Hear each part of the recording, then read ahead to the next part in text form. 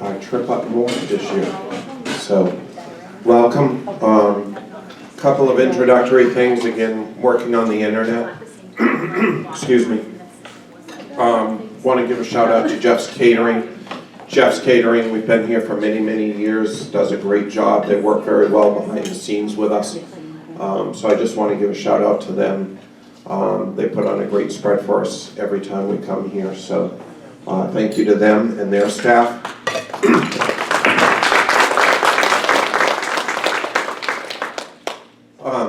Probably don't realize behind the scenes what goes on to just put on a morning. So even though they will never see or hear this, probably as my staff back at my office, because they do a lot of the legwork and scheduling this facility and other facilities and other things behind the scenes as to breakfast choices and other things. So if you like breakfast, I chose it. If you do not like breakfast, my staff chose it. So that's pretty much how it works, right? So no, in all seriousness, they do all the behind the scenes work for me, so thank you to them. Thank you. We are in the process of interviewing right now for an executive director, a part-time executive director. We've talked about this for a long time. And then COVID hit and other things have hit. For those of you who are new or not familiar with us, we are a 501c3 nonprofit organization. We do have bylaws, we do have a board of directors. We will have an annual meeting coming up next month, which will go out to the membership. It will be a remote meeting to conduct the annual business that's required by the bylaws, which is pretty much like any other annual meeting. They're not exciting, but they are choosing the board of directors, they are choosing the president, vice president, secretary, and treasurer, and all of those things. So that will be occurring next month. We will be getting something out on that. But we are excited to move forward with a part-time executive director. The board, just to be blunt, is worn out. We have jobs just like you folks do. We're putting budgets together, we're in negotiations, we're doing all the things that everyone else who's watching this or in this room is doing. And it's just too much for a volunteer board to do anymore and to be professional about it and to do it well. So we are going to do that. We are close to that. When that occurs, we will be providing information to all of the membership about who the board has interviewed and selected and who's been accepted as the part-time executive director. Any questions on any of those items so far? I know you're all excited about the annual meeting. I know. It's really exciting stuff. This is my plug. If you want to get involved, this is your opportunity. 10 years ago, I said to Adam Hansen at the Elks Club in Augusta, hey, I'd like to be involved. I got involved, all right? But seriously, that's part of the executive director position, is to take some of that load and for all of us to be able to participate in some small way, even if it's only a couple hours a month. We'll talk about committees in just a second and the involvement of this membership and members of this group who serve on various committees. I want to thank, this is our last real meeting of this school year. I want to thank MSMA. I want to thank the Maine Department of Education, and I want to thank Drummond Woodsum, specifically those three organizations. We had a goal 5, 6, 7 years ago to develop relationships with those three organizations far beyond where they were at that time. And I hope you as a membership feel that we've accomplished that. We have great working relationships with all three of those organizations, and they are important and integral to what we do, because we are not alone and they are not alone. We are a group all together, and they all provide some expertise at different levels that we all need. So Deb from MSMA, thank you very much. Drummond is not here. And for Paula, the entire group at DOE, thank you. And all of your predecessors. And Kathy. I just wanted to share, I think your infiltration has been perfect, because you transplanted a past president in Deb to MSMA and a past president in me to DOE. So are you implying through that I'm then going to Drummond? That is the way to get rid of me. There are other ways, which is we just don't want you anymore, and that's fine too. Domination is, 2/3 of the process, right? I said, yes, I'd do this job for a year or two. Yeah. I think I'm going on year 6. Tri-State. Tri-State is May 17th to 19th. If you are going, Tri-State is filling up quickly. Hollis will talk about it in a minute. Hollis will give us all the deets on, is that cool? Sure, yeah. My kids are 23 and 30, they would be so embarrassed right now by me. And Dawn says I have to stand in this spot to be recorded. Maine always has the least attendance out of Maine, New Hampshire, and Vermont. So my challenge to this group is, please don't let us be in last place again this year on the number of people attending. It is in Burlington. It's a beautiful place. It's a beautiful facility. Burlington is fun. If you want to have fun and see a few of us who you think don't have fun on Thursday night, go to Church Street and find some local establishments to kind of let our hair down, so to speak. Come along. It's a fun time. It really is. There's a lot of education. There's a lot of good things that are happening there. There are coffee mug cups on the table over there. If everyone could please take at least one, because I have 4 more boxes from pre-COVID in my garage that I am trying to get rid of these things, so that next fall we can have a different giveaway item than the cups that we've had for pre-COVID to today. So please take as many as you want, and please let's get rid of them and use them. And support MeASBO. Last thing for me in my report is Cheryl Lane couldn't be here today from the title grant. She asked me if I could just mention a couple of things to you. They have their monthly newsletter, which goes out at the beginning of each month. If you aren't getting those, please let them know. They also have their virtual office hours on the 2nd Tuesday of every month. If you are not on that email list, please let them know. If there are items that you feel need to be discussed through the title grants and that you want answers to, either email them or email the MeASBO site, and we will make sure that those questions and topics get to them. If you have topics that you would like to see that group discuss at a future meeting, please email us directly at MeASBO. I think that was it.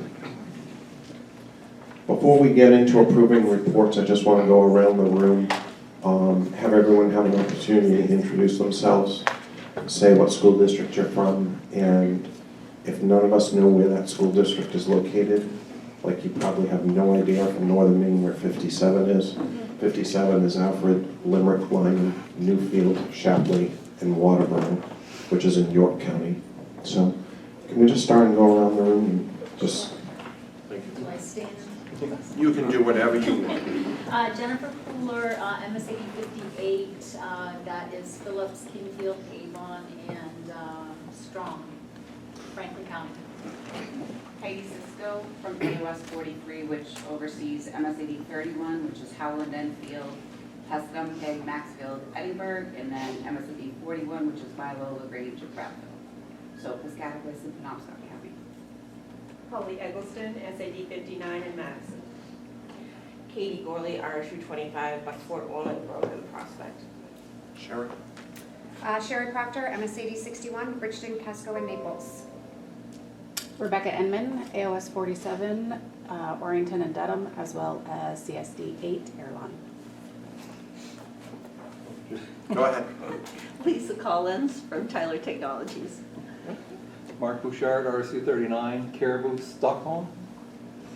Donna Ekman, School Union 122, Woodland, New Sweden, and Westmoreland. Stockholm used to be with us, so I still want to put them in there. And bless you for being a school union. Bridget Hopkins, MSAD 7, North Haven Community School. Sarah Ippolito, SAD 37, Addison, Harrington, Columbia Falls, and Millbridge. Thank you. DOE.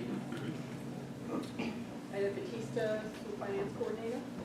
I'm Kathy Warren, formerly of MSAD 8 in Vinyl Haven and currently Education Data Manager at DOE. Paula Gravel, I am the Director of School Finance, and after sitting through a bunch of testimony recently and hearing other people talk about who they represent, I would just like to say that I represent the state of Maine and all of its students, citizens, and SAUs. I'm Wendy Walsh, School Finance Coordinator. I'm Maisha Shah, Fiscal Coordinator for Federal Emergency Relief Program. Thank you. Andrea, I didn't forget your table. Go ahead. Good morning, I'm Andrea Dish. I'm the business manager at MSAD 11 in Gardner.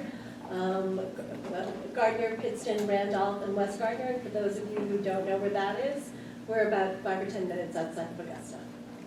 Yep. And my neighbor. I'm Deb Roberts from Maine School Management Association, and our offices are in Augusta. Gabrielle Kroll, MSAD 52, Green, Leeds, and Turner in Androscoggin. Dawn? Hi, I'm Dawn Pooler from MSAD 6, and that's Buxton, Hollis, Standish, Leamington, and Fry Island. And please keep my taxes low this year. Thank you. I'm Kelly Wentworth from the Brunswick School Department. Hi, good morning, everyone. I'm Hollis Cobb with the Gorham Schools. Cheryl York, Erskine Academy in South China. Morning, I'm Jason Simcock, and I'm now with Northeast Bank. I've just been started about a month ago, and before coming to Northeast, I worked at Androscoggin Bank for about 12 years. And we're happy to be a new vendor member here with MeASBO. Welcome. Matt? Matthew Colbus with Northeast Bank. Before this, I was actually one of your coworkers over at Treasury Department. Oh, nice. They won't hold that against you. I'm happy to help anywhere I can. MRS. I'm Denise Clark. I'm with the Easton School Department. Welcome. Barb Benjamin to RSU 3. Barbara Grindle, RSU 34, Old Town, Outland, Bradley. Shirley Waning, RSU 87, Carmel and Levant. Jamie Youngblood, Herman Schools. Gretchen Gardner from Brewer. And I'm Laura Parker from MSAD 49, which is Fairfield, Benton, Clinton, and Albion. Heather Hale, RSU 89, Sherman, Patton, Mount Chase, and Stacyville. I'm Natasha Winslow. I'm from RSU 50, Island Falls, Dyer Brook, Oakfield, Hersey, and I think that's it. And you have the long haul of the day. Yeah, I did, yeah. You're welcome. Welcome, everybody. It's great to see everybody. Do I have a motion to approve the minutes of the March 3rd meeting? So moved. Thank you, Mark. Is there a second? Second. Doesn't matter. I'll let the secretary choose which one was that one. Any questions, comments, or changes anyone would like? I was there. Unforgettable. It was quite the meeting, wasn't it? Yes. All in favor? That passes, thank you. Treasurer's report. Is there a motion to approve the treasurer's report? So moved. Thank you, Dawn. Is there a second? I'll second. Thank you. Any discussion? All in favor? Those not voting? Thank you. Committee reports. I'll start out with the board. I'll introduce the board members who are here today. Vice President in the back is Andrea Dish from Gardner. Dish. Dish. Late. I will eventually get you. I'm just going to say Andrea. She corrects me every single time. I do. And the number of times we talk on the phone, which is like 2 or 3 times a week, I'm never going to get it. I just give up. If people start calling me Dish, I'm going to blame you. You should. And rightfully so. Sherry. Don Pooler. Kelly Wentworth. And I don't think I left anyone else out from the board.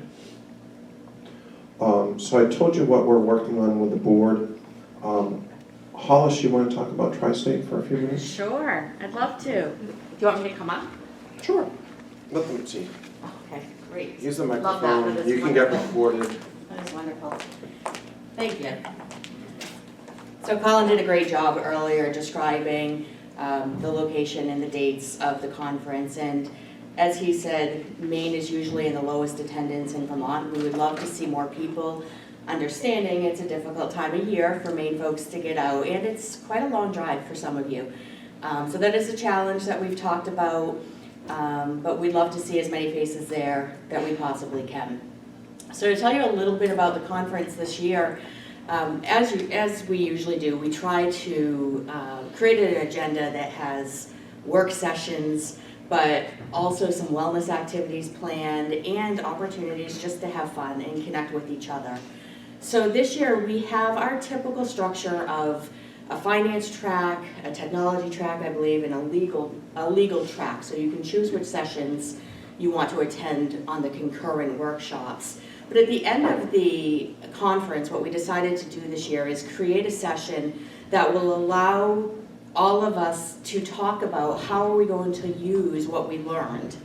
And so there'll be 3 rooms that are designated for each of those tracks, so that, you know, we've just gone through 3 days of wonderful professional development. So before we get back to our offices and we dig in, how are we going to plan to use the knowledge that we gained? And we hope that proves to be helpful for folks. We'll be looking for feedback on the surveys afterwards, if folks liked it or didn't. But we have some great things planned. We are going to spend some time over at the Shelburne Museum one evening.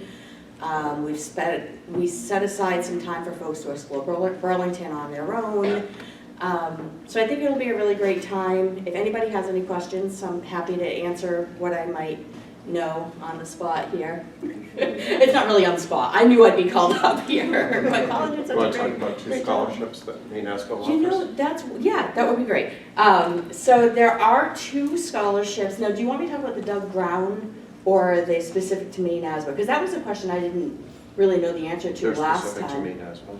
Well, I don't know if I know a heck of a lot about those. Do you? Yep. All right, I'm going to hand it to you. I'll wait and see if there's anything else. So MeASBO does offer for first-time people going 2 $500 scholarships to Tri-State. That is part of our initiative in order to help first-timers get comfortable. I know a lot of smaller school districts struggle with spending that kind of money in order to be able to send somebody at our level to that. And we're trying to break down that barrier as much as possible. So on behalf of MeASBO, that's what we do. If you have an interest in that, please email us through MeASBO, say I have an interest in that scholarship. And we, as a board, will then determine the 2 who are awarded that scholarship. Great. Well, now I know that. Now next year, I'll be able to answer that question when I'm asked. I will talk for a few minutes, though, about, it's hard to sit still. It's really hard to sit still. Right here. I need an X, I need a duct tape X. There are 2 other scholarships that are also offered at ASBO, and one is the Doug Brown Scholarship, and one is sponsored by a vendor, Siemens. And so those are actually scholarships that whoever is awarded that scholarship brings it back to their district. And it's an opportunity for them to give a student a scholarship. And with the Doug Brown Scholarship, it's a student who is interested in pursuing post-secondary education in the business field. With the Siemens Scholarship, it's related to STEM activities. So those are also great opportunities that are available to attendees as well. Anything else that folks would like to ask about or need clarification on? Awesome. Well, we hope to see as many faces there as possible. Thank you for your time. Thank you, Alice. Also, those tracks are, you're not defined into a track. So you can take a session in a legal and then do the next session in technology. So the goal of the committee for Tri-State is to provide those basic tracks if that's something you're interested in, but you can cross-track on concurrent sessions from one session to another. You're not locked into a specific track on that. So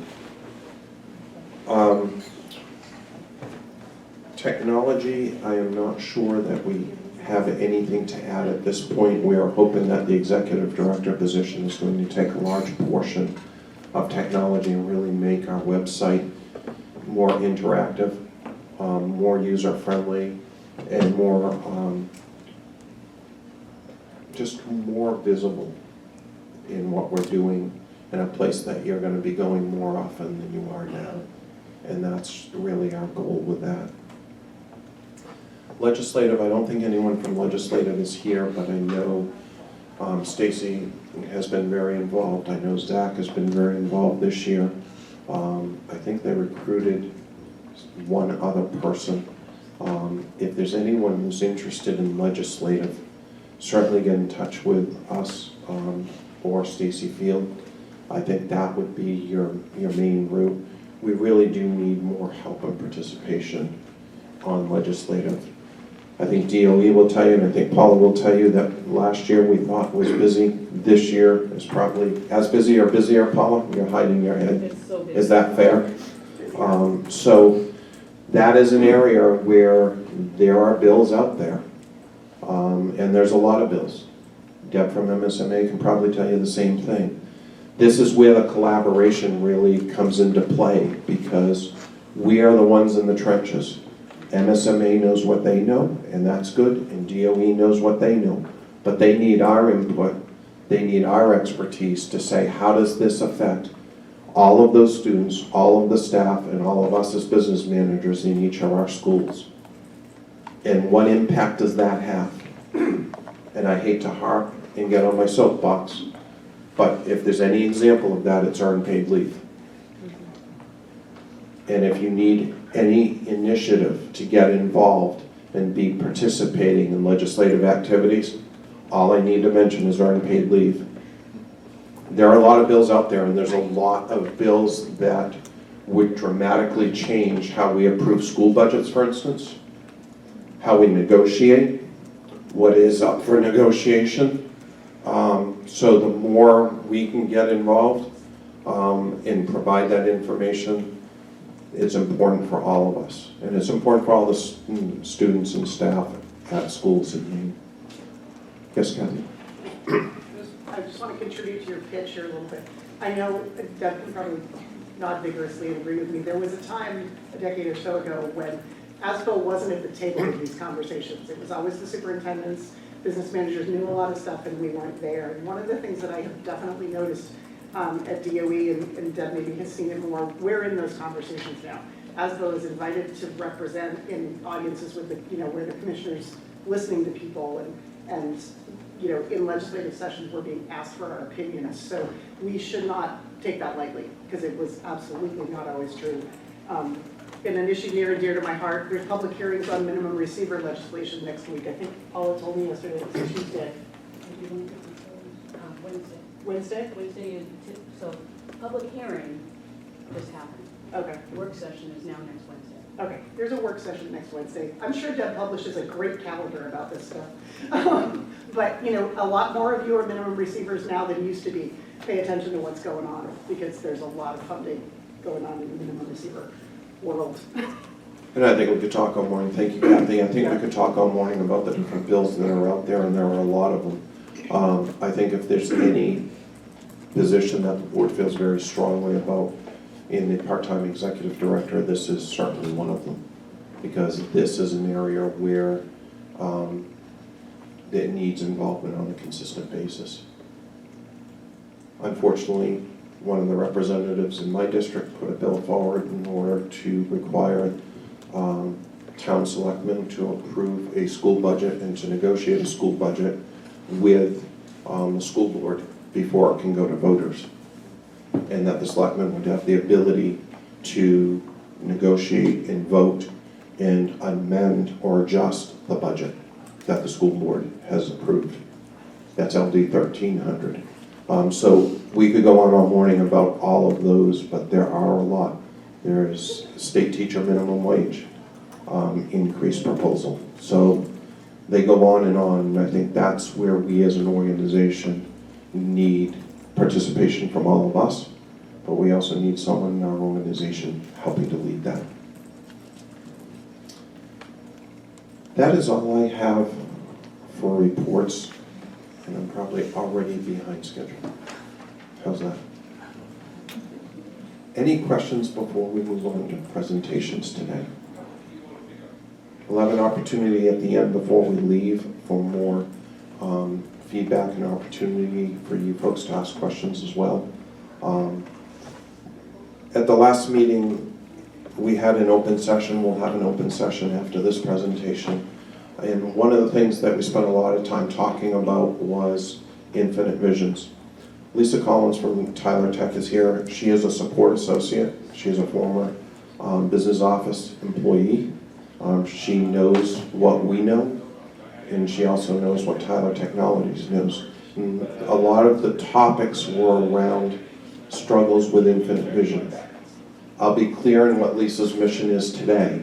We are not going to solve every Infinite Vision problem today. We're not even going to get into the details of everything.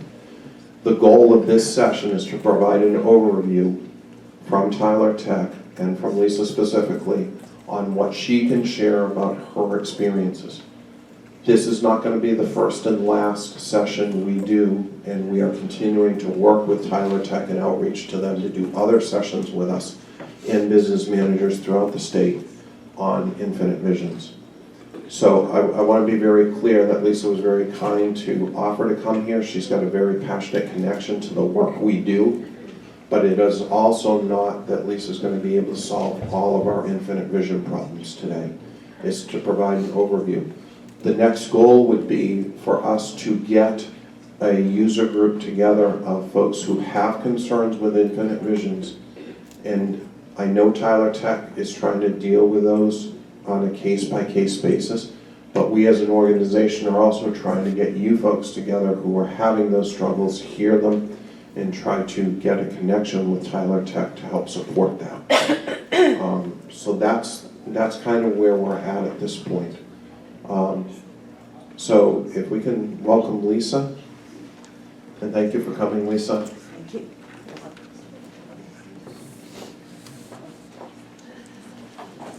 Thank you. Good morning. First of all, I'm not a public speaker, so bear with me.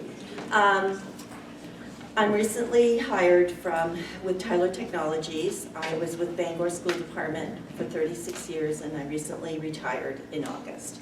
And then I had this opportunity to go to Tyler and work part-time and help people with the transition from ProFund to School ERP Pro IB. Bangor transitioned over in 2019. We were the second school district in the state to go to IB. A lot has changed since then and the implementation. They do, there are a lot more resources. They didn't have a transitional team at the time, and now we do. We've been helping, budget has been a big topic for all of the schools. We have helped several school districts in the state one-on-one and to help them get through it. It's not an easy process, but I'll tell you, in the 3 years that I worked with Infinite Vision, I was having aha moments right to the time I left. With ProFund, we've all worked with it for many, many years. We could do it blindfolded with our hands tied behind our back. But Infinite Vision is different. Any software is different. Even when we went from the DOS program with ProFund to the Windows base, to the SQL, there were changes, and I remember, struggling with those changes as well. But you have to embrace the changes because they're here to stay, and what's going to work for you. As for us, we used Tyler's support. We called support probably 3-4 times a day if need be. They were very helpful. They helped us through it. They'd log in. They wouldn't do the work for us, but they would teach us how to do it. And that was very helpful. Other things that Tyler has now is they have chat, where you might, I mean, they're not gonna offer a detailed support, but let's say you did something once a month and go, oh, I remember that, but there's a step I'm missing. You can instantly reach out on the chat. They'll respond immediately. You don't have to wait 2-3 hours for someone to call you back. And they'll get you your answers. Their webinars are amazing. And I, for one, just said, I don't have time for this. I don't have time for these webinars. I have all I can do to get through my day, get through my payrolls each week. I don't have time to watch an hour-long webinar. But let me tell you, those webinars have saved me. I've watched them at home and then gone back to work. I'll give you an example. Your 1095s. When we did the 1095s the second year, the people that had left the year before were still showing up, so we had to kind of go through all the envelopes and pull them out. It's like, why? They're inactive, why are they still there? Well, there was a process. There was a cleanup process. I watched the webinar, easy peasy, got it done within 15 minutes, and none of those people came in the third year. So I, for one, felt that when we first were introduced to school ERP, is that we had taken kind of a step backwards from what we had in ProFund. ProFund was so automatic, it's just we were so used to it. But the more I worked with it, the more I understood it, the more I felt that it was a powerful software. It wasn't archaic. It really had lots of functionality. And if I could learn how to use that program effectively, it was much more beneficial for me and my district. I reached out to Bangor this year to see how their budget went. They said it was amazing. They struggled terribly last year. The year before, the first year we did it, they did it through a spreadsheet. Then last year they did it through budget development. This year they did it through budget development again, and it was as smooth could be. Reason, support, webinars. It really matters. This program, it's very powerful. There's a lot of learning that goes with it. It's not going to be like ProFund. And I think my personal experience is I was trying to gather reports from Ivy like I would through ProFund.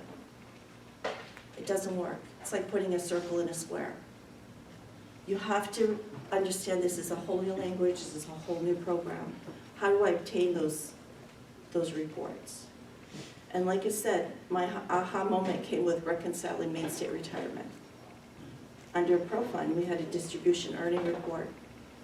We could pull it out. We could see on there the earning codes. And in Bangor, we used to put everything by numbers. You probably do the same thing, but if an earning code started with 2000, with the number 2, we knew that was a federal code, right? So if that box for federal wasn't checked under that earning code, we knew that would be a problem with Maine State retirement report, so we did a check correction. So we don't use earning codes in School ERP Pro, IB, but how do I reconcile this? How do I reconcile this program? You know, this report before I upload it to the state? Well, that aha moment came in July after 3 years when I accidentally ran these 2 reports. And my answer was right there in front of me. It was like, oh my God, these reports, if I run this report, compare it to this report, it will show me my discrepancies. It will show me that this person was charged to federal and shouldn't have been. And so there are reports out there, but it's just a matter of finding them. Now, had I called support and asked them the question, they probably would have directed me there. But for whatever reason, I just felt that, you know, I was looking for a distribution report, and it wasn't. It was under a regular deduction report under School ERP Pro. But, so my words to you, don't give up. It's not a dumpster fire. It's a great program, but you just got to get through it. Use your support. Call support, they will help you. Watch your webinars. If you don't have time to watch them during the day, I know I didn't, they're very helpful, and they will give you a lot of tips on just your day-to-day things. That's basically all I have. I guess if I could add a few things. Sure. those of you that saw me at the last meeting saw that I was about ready to jump in the river because I was not able, I couldn't do my budget. And got some, finally got the tech support that I needed, and I was able to execute my budget, you know, by the skin of my teeth, but I could do it. So I guess what I want to offer, and I know hope is not a course of action, but I do want to offer a little bit of hope. I have been in contact with Lisa, with Melissa Landon, and a couple others that are truly focused and dedicated on helping Maine clients. I've had 2 meetings with Amber. Her last name's not French, so I can't pronounce it. But she's the general manager of Tyler Technologies, and she is committed, and I believe she is sincere, but she is committed to helping Maine clients. And we're scheduling a meeting with, there's going to be myself and 3 or 4 other business managers, and we're going to meet with her and some Tyler Pro Fund employees to go over things, talk about problems, see, you know, what we can do to improve. We're talking about establishing specific Maine training sessions that would be on certain dates and might just cover certain topics. Of course, can't cover everything. And then, so anybody wants to tune in, they tune into that particular topic. But we're working with Tyler on setting things up like that will help Maine users. Every day I use it, I get a little more comfortable. I like it a little better. I'm still swearing every day, but it's coming. It's coming, and that's what the folks that I talked to at Tyler said. You got to be patient. You know, this is not Pro Fund. You got to be patient, and it's, you know, I'm starting to see the fruits, and I'm starting to discover some features that Ivy has that Pro Fund doesn't, that I really like. But it's going to take time. It's a you know, we were flying a little Piper Cub, and now we're flying a jumbo jet. So it takes, there's a lot to it. But, I mean, keep the faith, I guess, now. And I'm not going to jump into the river now. Well, on that note, you made me think of this, Mark. I'm on the transitional support team. So let's say you call in. You've just finished your implementation, you're going live, and you call in, you, Lisa, I have this report in Pro Fund that does thus and such and gives me this detail. Where do I find it in IB? I'm there to help you connect those dots and help you find that information that you need. Because I'm familiar with both programs. Whereas if you call the regular support, they don't know what you're talking about. They don't know Pro Fund. But I've been there. I've been in your shoes. And I understand what you're looking for. So I can help guide you to where you would find that same detail in the new program. Actually, just this week, I did a comparison of like AP open payables by date or by fund. Where would I find that same content in School Year Pro? How do you get there? And so I've been doing those matches, so about 15 reports. And so we're going to be putting that out on the blog. So all that information will be there so that you can go in and take a look and see, oh, I need thus and such a report. Let's see if that's on there. So we're doing everything we can to help our Maine clients succeed with this program. And so all I can say is use your resources. Call support. If we don't know you're struggling, we can't help. But if you call like Mark did, and other school districts, then we're there for you, and we will help you through it. Yes? So, I'm an Infinite Vision MeASBO user, so I have to call Tyler Technologies. How does someone call to get you so that it's someone who understands Pro Fund? Because I'm a former Pro Fund user. Yep. And when I call Tyler and start talking about that, and they never use Pro Fund, they have no idea. So how, and I don't get to choose who calls me back. I leave a Right. So how do we get to you who understands our language? That's a good question, and I will go back and ask that question, because right now they're putting together the transitional team. They're putting together, but even if you put it into the, you called under the old, or listed a case, let's say you went to, sent an email to Pro Fund support, and just say, I have this question, can Lisa call me, because I see that portal, and then I can call you from there. Not that I want everybody to filter all the questions just yet, but But anything I can do to help, if I don't have the answer, I certainly will reach out and find someone who does, yes. I believe there's a Maine users group meeting in Yarmouth at the end of May. And is there going to be someone there who's familiar with ProFund too, do you know? So that they can answer those questions if they're having to go? Yes, I hope so. I haven't been invited to go yet. Well, I think you should be. But yes, I know that they had a users group meeting last year for School ERP Pro users, AIV. I still have a hard time to say that, you can tell I say it slowly. But they said they only had like 5 clients sign up for it. There's been no email, like I only found it because it was in a thread that someone else had found it, but I haven't received anything from Tyler Tech announcing that it's happening. There's nothing on the, like you really have to kind of search to find it. When was the date that you were given, May? May 31st. May 31st, okay, I'll talk to Deborah else about it and see what she has. Okay. Okay. It was actually my bookkeeper that found it, and I posted it on Listserv. Yeah, thank And it was on a thread about the September 2022 Maine Users Group meeting that they had, that we hadn't even, she just accidentally stumbled upon it while looking through the blog. And they had replied to somebody within that September 22 thread about a May 31st meeting, and we actually had to call and say we can't register for it because it wasn't even on the professional development calendar. So my bookkeeper actually got the person at Tyler Tech to put it on the calendar so people could actually register. It is $75 a person to actually attend the meeting. But besides us accidentally finding it out on the blog, there's like no communication about it. And we didn't even realize we've been on as long as March. We went live April of 22.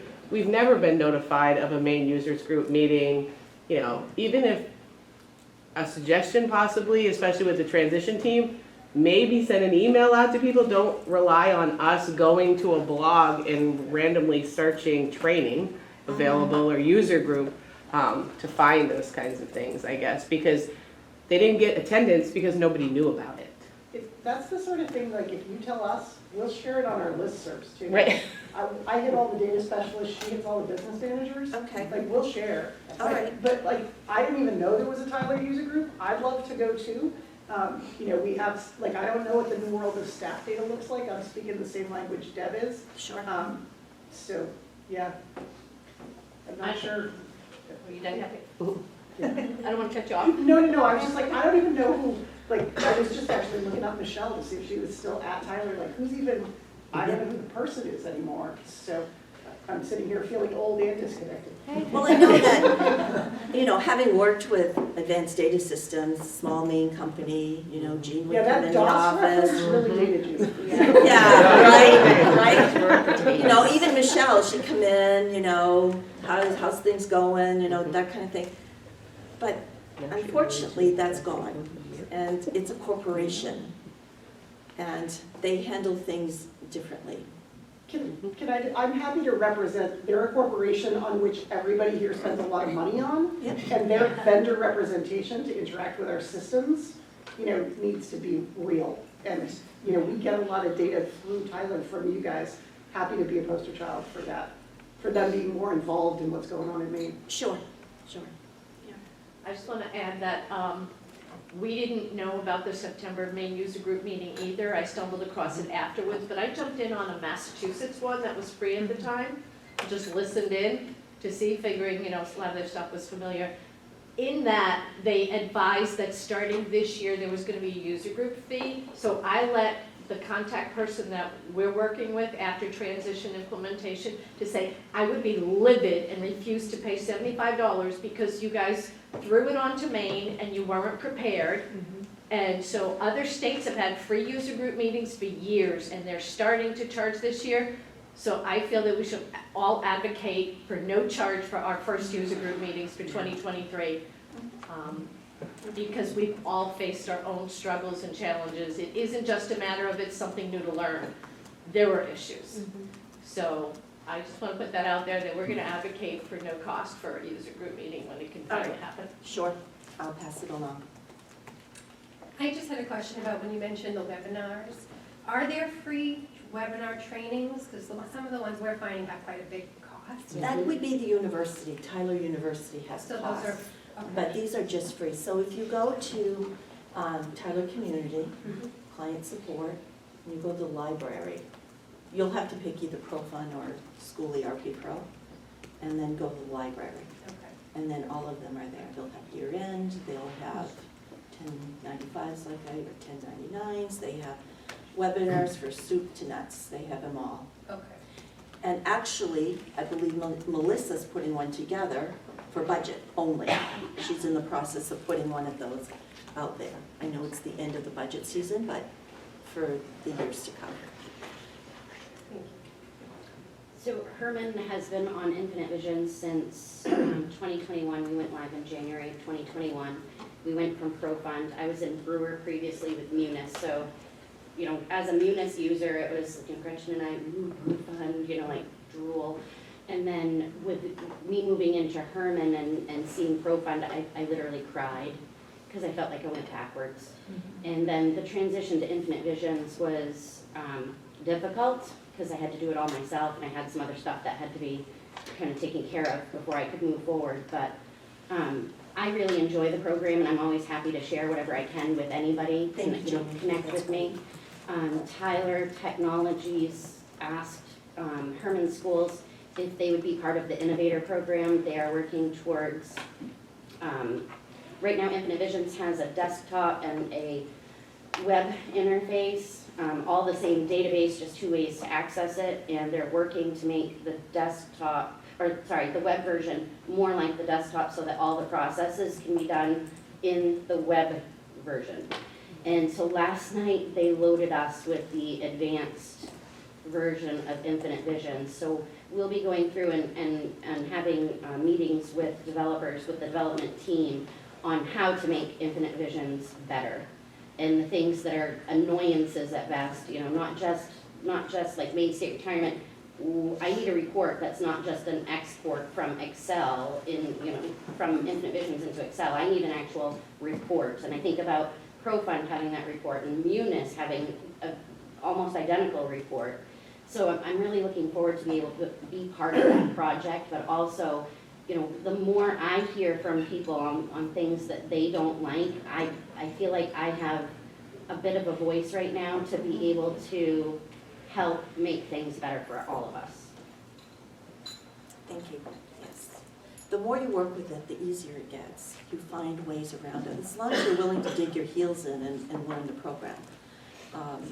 You know, you'll find solutions, like Jamie said, on how to find information or run reports. Reports seems to be a big thing from what we're hearing from our users, is they struggle to find those reports that they need. It does have a beautiful export feature though to Excel, so you can manipulate any of your reports. But we learned just last week from Melissa about the sell on demand, beautiful reports, how you can pull those in. Again, she's going to put something out as a webinar on that. It's got a lot of functionality, but we just have to learn how to use it. And I'm learning every day. I'm still learning. And after 3 years, we were all still learning in Bangor. And it will take a while. But thank you for your time. Anybody else have questions?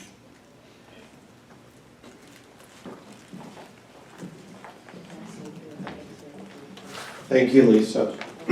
And this is a good example. Mark really, at the last meeting, was talking about struggles with Infinite Visions and reached out, and he kind of took the lead in trying to organize Lisa for today, so thank you, Mark.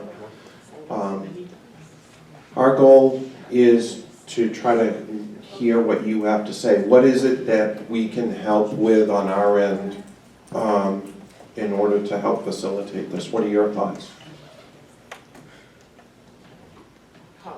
Yep. I was one of the ones at last meeting that I'm pretty sure Mark knew I was going to be the one jumping in the river too. And actually, somebody from Tyler reached out because they knew how bad it was. But then Jamie reached out as well, and I've heard from Mark. I really think for those of us that are in transition or just transition, just to have that support, having knowing who to call would be huge. Because we're all dealing with the same thing here when we do call Tyler support. Like Lisa said, you can reference something in ProFund and they have no idea what you're talking about, which just makes it even more difficult. I was working with one of the support people this week because we have Maine Start, and they couldn't comprehend what I was talking about. And why it wasn't just regular Maine State retirement, and they wanted to set up this whole other thing, and I'm like, no, I just want a report that tells me my wage base and how much the deductions are. And they just have no idea what we're even dealing with. They have no concept of what we have to deal with, and I know coming from my position, everything got put on hold in the last 6 or 7 months while we did the transition. And now I'm playing nothing but catch up, trying to figure out what it's, I go to work every day and just put fires out of what has to be done right now. And it's not helping with budget season. We just finished negotiations and then we're trying to deal with all this. So I appreciate Mark tremendously and Jamie reaching out saying how much they're available, and just maybe if we have somebody that, if we have a list somewhere or say who has been here longer and done, like Jamie's been doing it for a couple of years and Bangor's been doing it, just to have that contact person would be huge. Okay, thank you. Others? Colin, I have a question. Do we know what percentage of our membership uses IB, what percent uses ProFund, who uses Munis? Maybe we should do a doodle poll to figure out who we're talking to. Good point. How many in the room are using IB?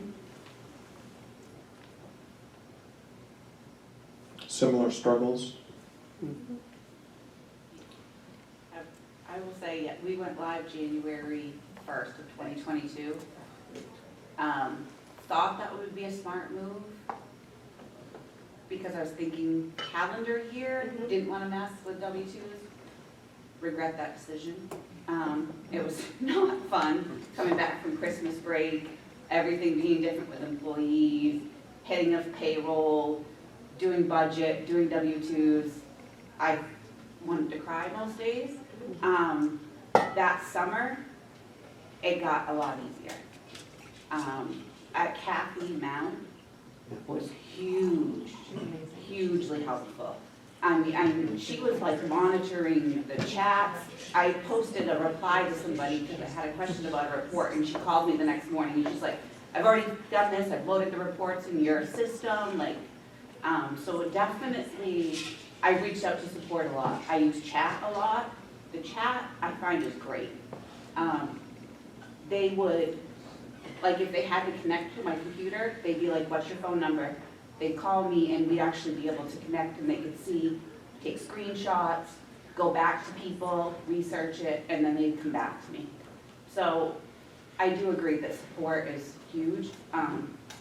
It would have been nice to have contacts of other school districts because it is a lot of like foreign language. When you call me, you're like, well, ProFund, I could do this. And they're like, I don't know what you're talking about. So I do agree with that. But I will say it has got better. Budget last year was a nightmare. This year, much better. So it's getting worked out. So just have patience. Thank you. Others? What are your struggles? What would you like to see? Well, I think it's important to find whoever is going to help you implement the program to be familiar with your state. Because I had somebody from Montana who, we went live July 1, and he didn't even think about the fact that teachers get paid over the summer. So come July 1, we're scrambling trying to build another set of contracts because they didn't bring it over. Didn't set up our Maine State retirement correctly. I mean, there's so many issues because they weren't familiar with our state. So if we can find somebody that actually understands to be the person that implements it for the schools, that would be great. Did other folks have that? How many had that same struggle with someone from out of state implementing? How many had someone in-state with your implementation that? So about half and half?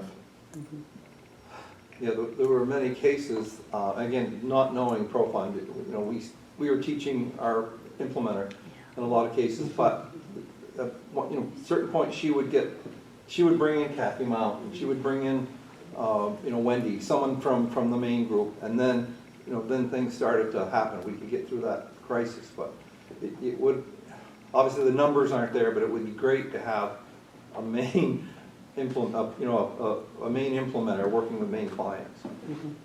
But it's just too many clients.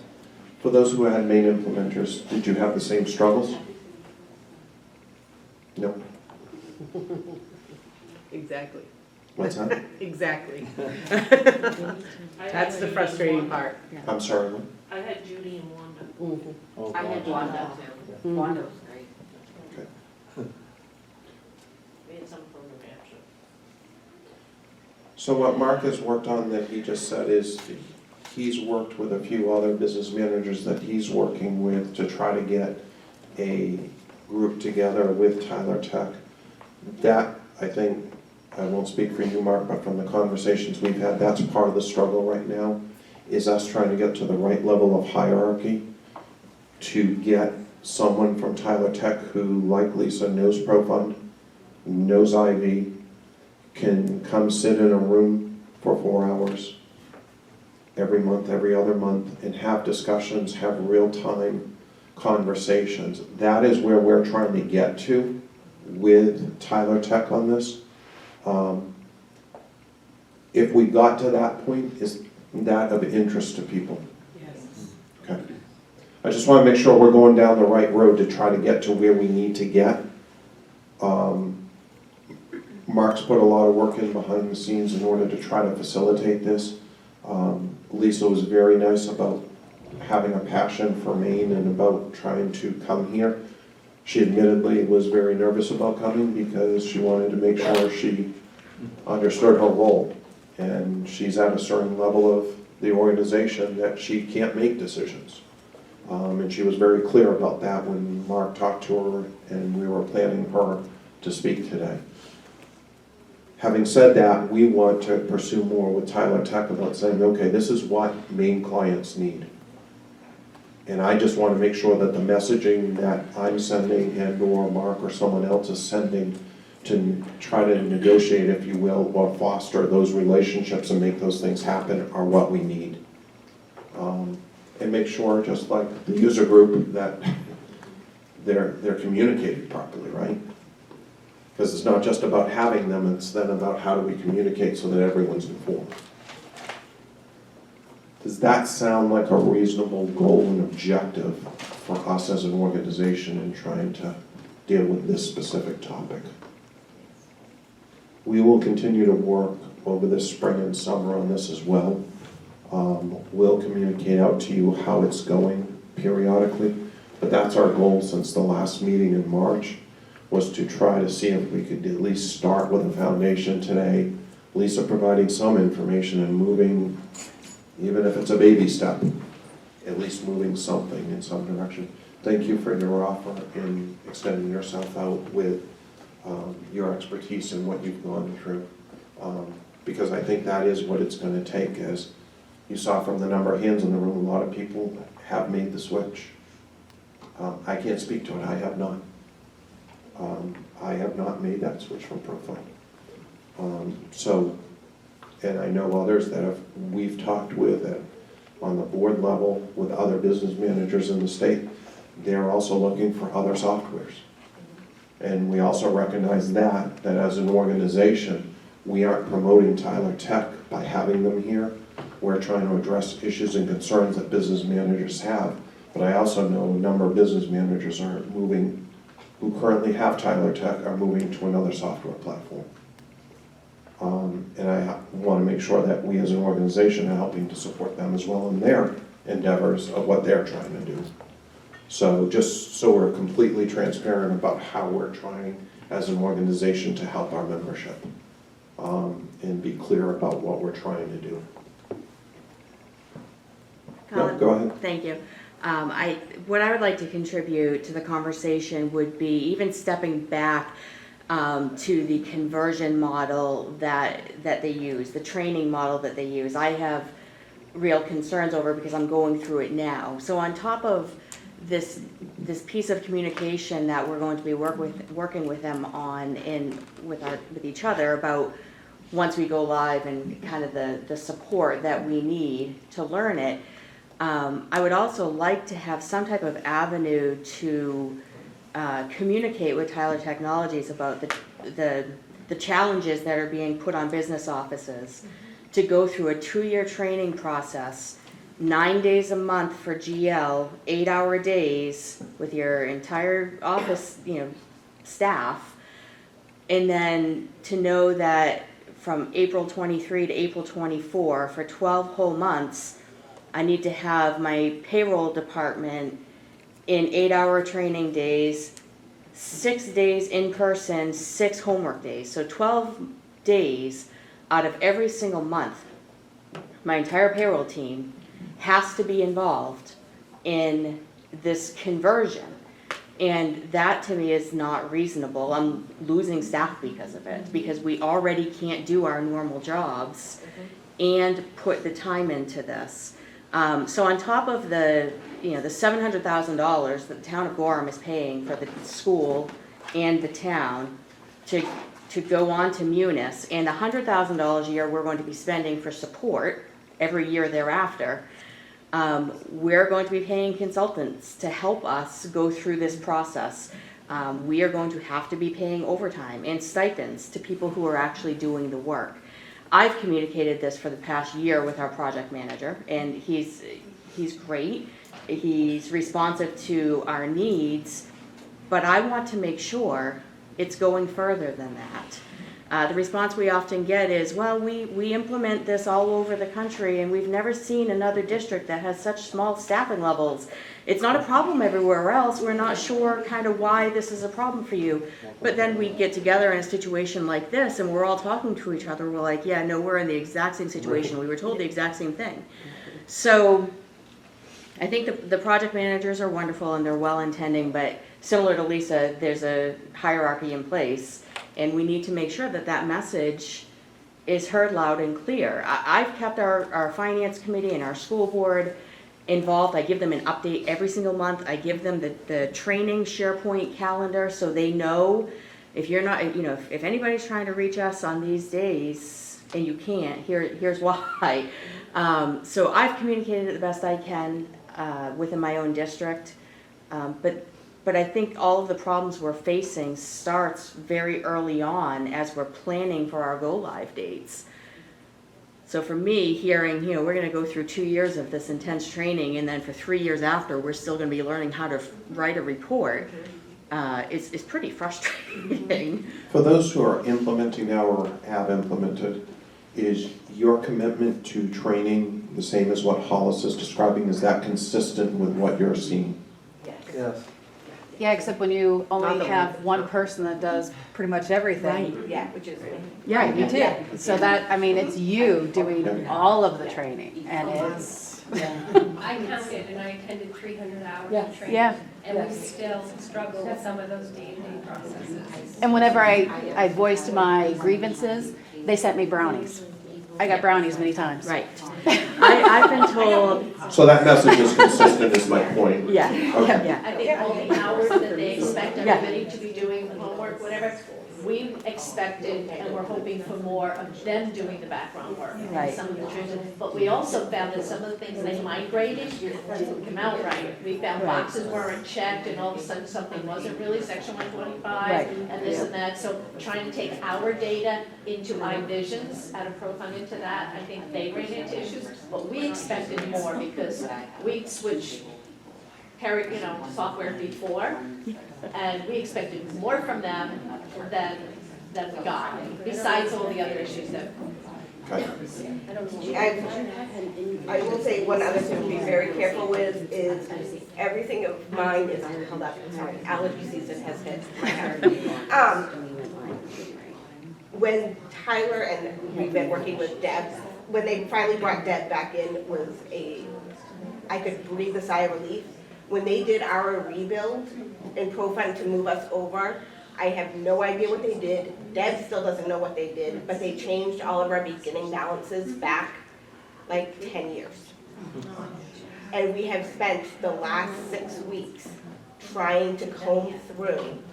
Our audit is held because we cannot move forward because none of my beginning balances for 22, because we started the conversion in 22. This has been a living nightmare. So, needless to say, we end up having to get Drummond Woods involved. And that finally made some movement. We didn't want to go there, but we had to. But the help we're getting is better now because we had that letter had to be sent. And I will say the lawyers are well aware.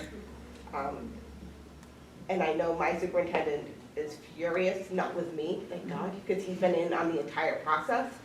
And I do know that they are looking at a new training setup because this is I mean, we were pretty much told ProFund's going away, you need to come up with a new plan. It's not any of us that said, oh, we want to just throw ProFund away and be done with it. This was Tyler saying, you need to make a decision on what you're going to do. And I think Tyler needs to be somewhat held accountable for the fact that they have now crippled some districts in what they are able to do. I have no faith in any of my data for 2023 at this point. None. Okay, thank you. So, yeah, Kathy. What I just said to Lisa on her way out the door, and was just whispering to Paula here, is we used to have a really, at least a relationship with the Tyler account rep and with all of your, statewide vendor representatives. That's still true for us with the student information system vendors, but it's faded with the accounting system vendors. And so we're gonna inquire as to who the main account rep is. And if there isn't one, which is kind of like Lisa said, she didn't know who it was either, I'm very happy to have a conversation with whoever at Tyler and find out who that is. It's not acceptable. And while we're not paying your bill for your accounting systems, we are getting the data from them and they need to be better than what I'm hearing here. Well, and I think to follow up on that, the notes I'm taking, I just want to be clear about what the struggles are, because what I intend to do for MeASBO is to write a letter and then follow up with a phone call to senior level management at Tyler, asking them specifically for a meeting. You want to do that together? Yeah, I'm happy to collaborate with you and let's talk about that. But I think, this is what this organization is about. This is about us as a team of business managers working together to solve problems and dilemmas. If this problem comes up with Munis or XYZ or ABC software, I think it's our responsibility to do the same, regardless of who the vendor is and what's happening. So I think this has risen to a level in the past couple months, specifically escalated in the past couple months, where I think that's the next course of action. Yes, I'll be reaching out to you and Paula and DOE and trying to figure out what we need to do in order to work collaboratively to set up and foster that relationship with Tyler in order to have those meetings. Do you have the vendor profile statewide of which districts are using who? I know you don't, but just. Oh, sorry, I missed that part. That would be, if you guys could share that amongst yourselves and share it with us or something, or we could send it to Walter. We're going to send something out. Okay. We'll send something. It would be very helpful, because we can contact all of them and just, also do a meet and greet. Now, we'll send out a survey and we'll ask very specific questions about who's fully implemented, who's partially, who hasn't, what software they're on, etc. I know back in the olden days, Joanne knew who those people were. And, we had a relationship, and so I think that would need to reestablish those things. I saw her hand up on the corner of my eye.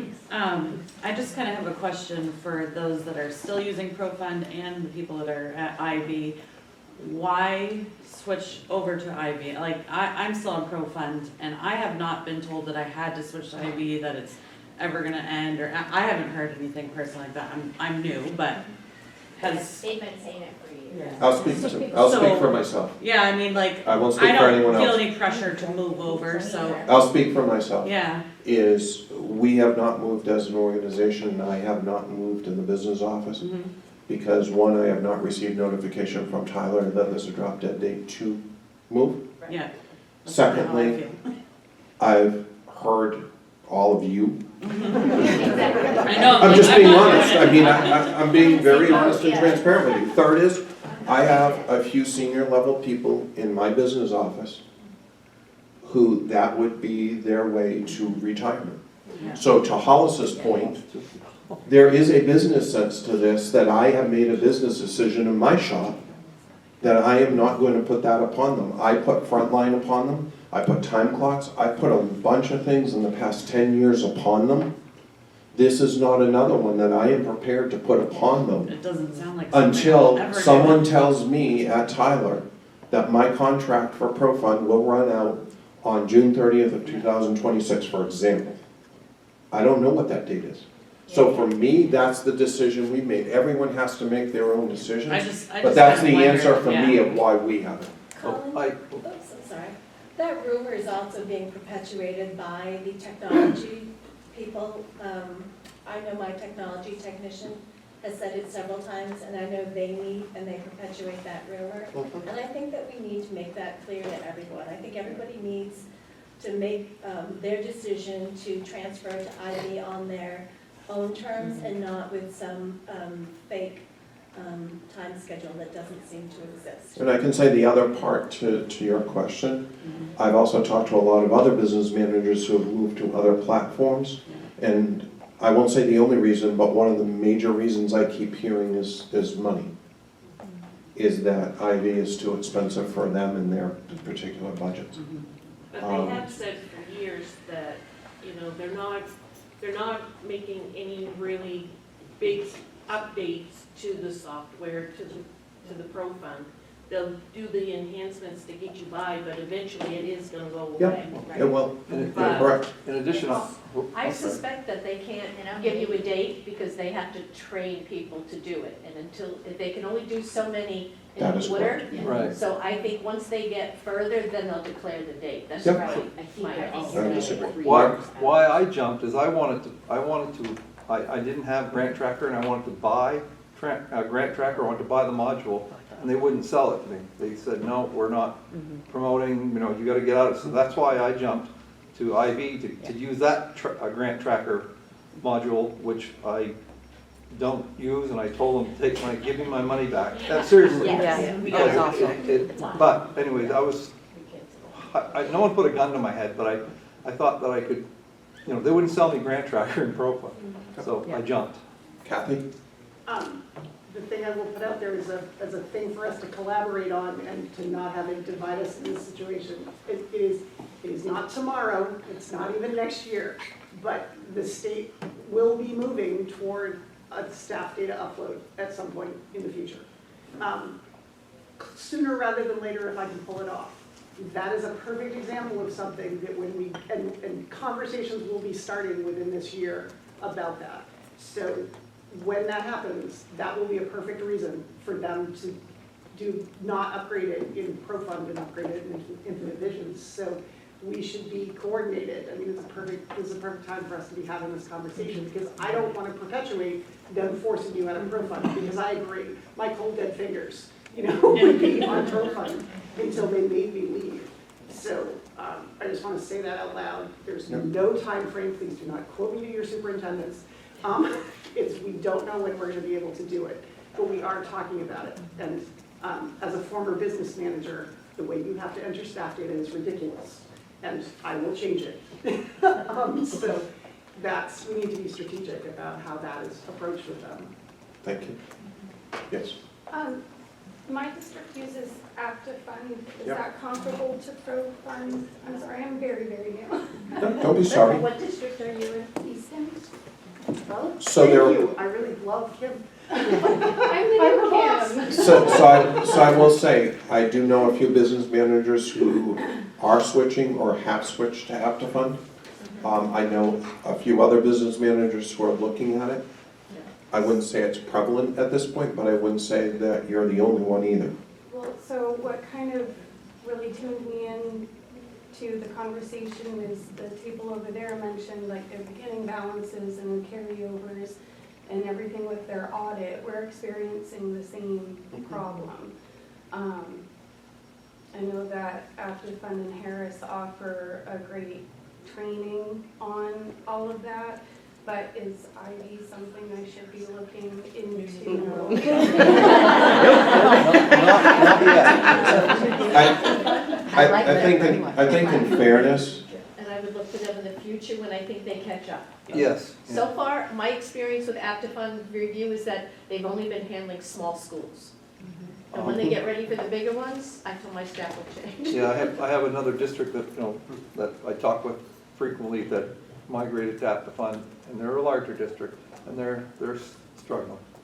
and I think that's fairly, and that's what I was gonna say is, as we try to wrap up this part of the session, in fairness to all of the software vendors, any switch of a major switch of software, GL, payables, payroll, is gonna be a nightmare. And the question is, which is the least nightmare of the nightmares? Exactly. That's my take. Before we wrap up this session, and I know we didn't get to any other topics, but I want to ask, because this is something that we've considered pursuing and we haven't yet, how many people are on Frontline right now? Okay, that's what I needed to know, thank you.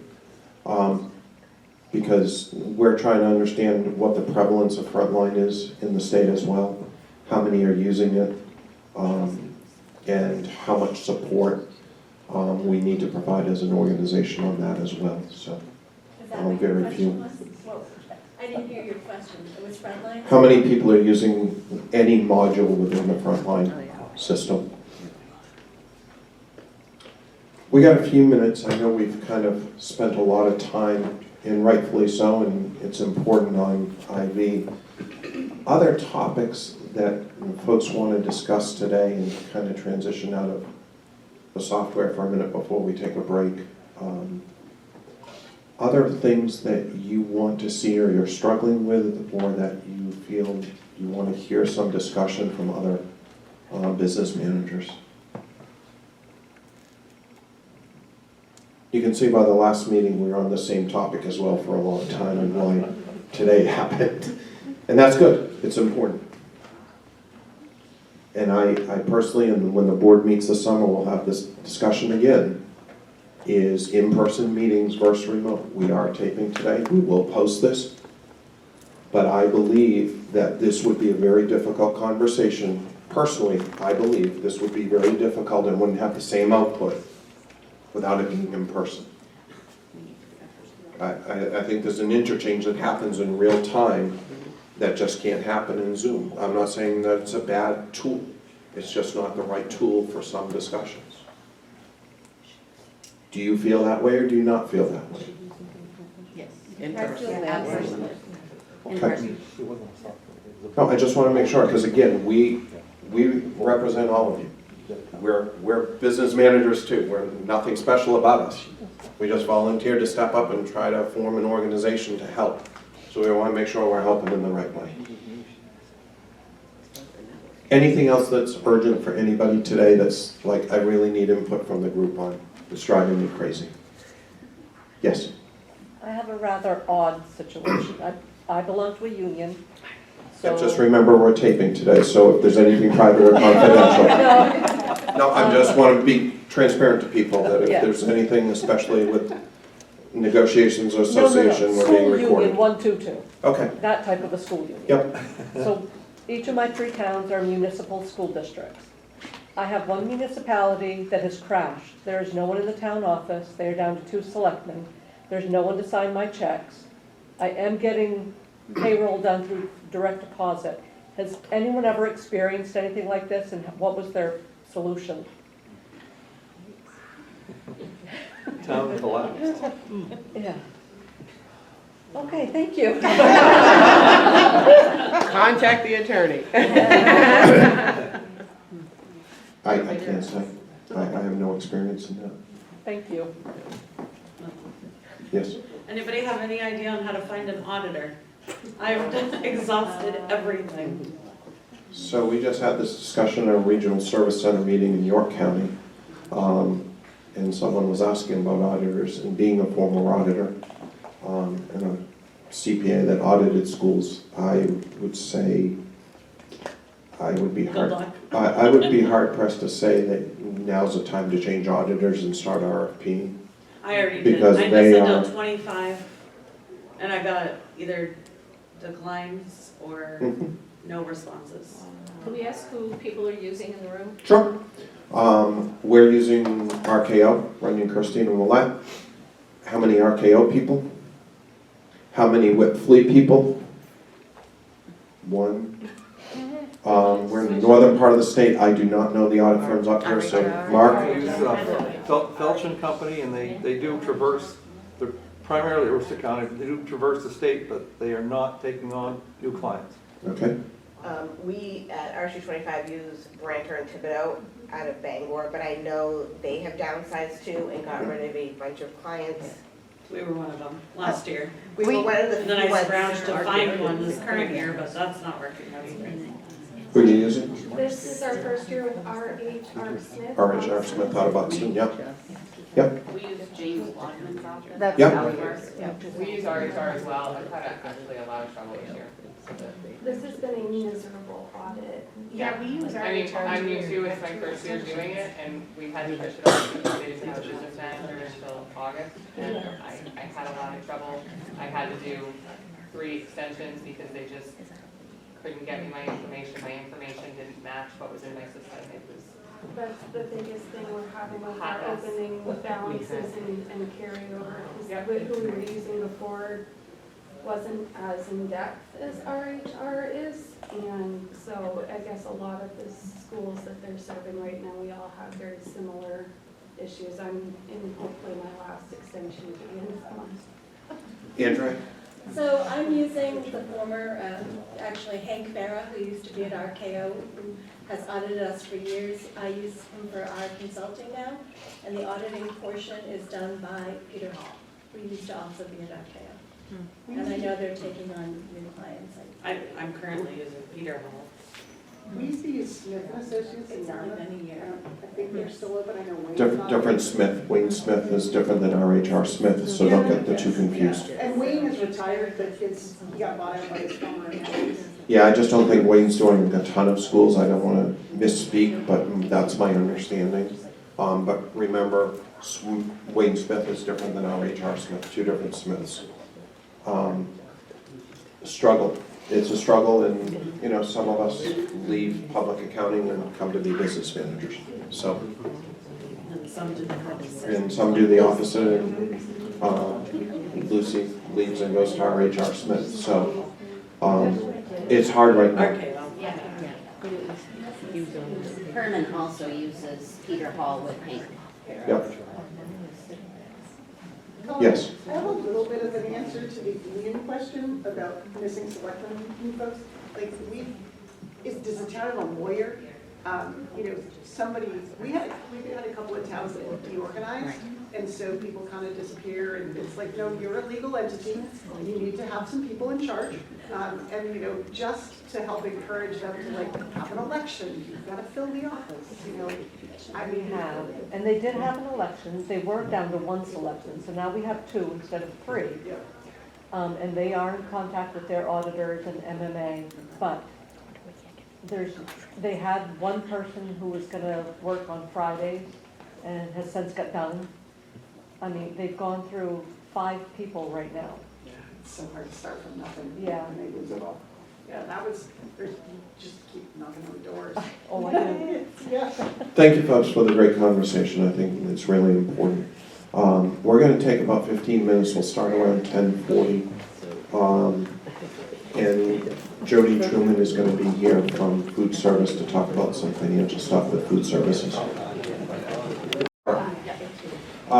From DOE, and they're going to talk about child nutrition. This is a topic that came up from other business managers for future topics. What do we as business managers need to know about school nutrition finance? What don't we know? What is our communication between ourselves and our food service directors to ensure, are we doing it? Is the food service director doing it? Are we making sure that the information, if they're doing it, jives with our accounting records? just making sure we're on the same page and making sure that we have an understanding as business managers of what you folks expect from us and also the nutrition directors. So I'll let you folks take it away from there. They do have a few handouts, but they don't have enough for everyone, so if you raise your hand, they will pass out to what they do have available. We will be posting the PowerPoint early next week, once we get it as well to the website. Thank you. Hi, thank you for inviting us here today, and there's so much to talk about within child nutrition finance, and I've just tackled the surface. So if you have any questions, anything that we talked about, any additional information, please reach out. My email address is on the screen there for you. My name is Jody Truman. I've been with Child Nutrition for 2 years now, so I'm fairly new in this role.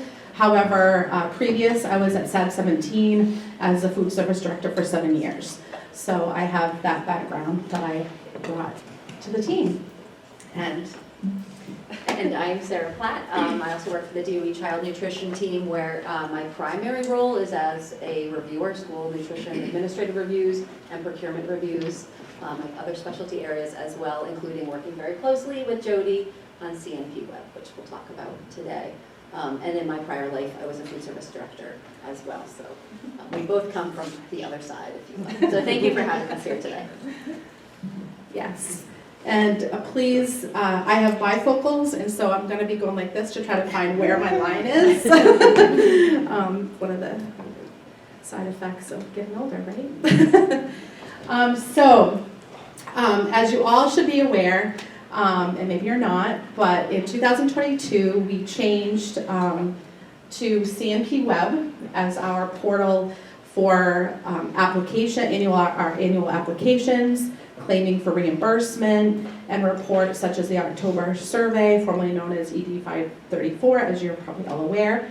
So CNP Web replaced NEO. The only thing we are in NEO for is the direct certification list. So that is still there. The DC list is available for child nutrition directors and superintendents. Access is granted using the NEO help desk. And again, this is the welcome page to the CNP Web portal. Also, information on CNP Web is also on our child nutrition website as well. So we want to talk a little bit about access, CNP Web access. We have 3 user groups.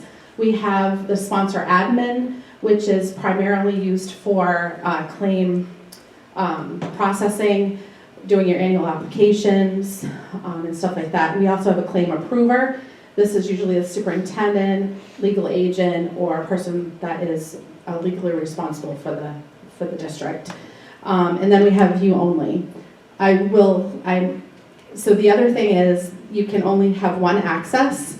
You can't have access to both. So there has to be 2 different. We highly recommend every district have set up for 2 in case someone's out, someone's sick, claims are due to be filed by the 8th of the month. If they're after the 8th, they will not get processed to the following month. And every claim has to have the sponsor admin has to check a box, and then the approver has to check a box on that. And then we have view only. So that is opened up to you. If you guys don't have access to CNP Web and want to see some of the financial things that we're going to talk about today, then you can get that access to view only. Just to add, can I chime in a little bit? I think Jody touched on this, but the sponsor admin is sort of typically the food service director. The person who actually goes in, completes the information, whether it's for the annual application, the monthly claim for reimbursement. We're required to have that claim approver. It needs to be a 2-step process, as it was in NEO, if any of you were in NEO. So the superintendent, or the claim approver, I should say, does not have the ability to edit any information. They can only view what's filed for the claim and then approve, and then that's what kicks it over to Jody for final payment And like she was saying, it's just a good process to have that backup. Like we've seen this year, there's been quite a bit of turnover. And if you have a food service director who leaves, who's now filing the claim, who's been trained in knowing how to do that if someone steps aside, or the claim approver, again, leaves or is out for any reason, it's okay to have a backup. So you can have more than one claim approver? Yeah. You can have more than one claim approver. There's Yeah. two different people though? Exactly, yeah. Yeah. Same with the sponsor admin? Yes. Okay. As long as, I mean, to add, and we'll touch on how users in a minute, but as long as they really should be in there. Right, absolutely. Like you said, for a backup. Yep.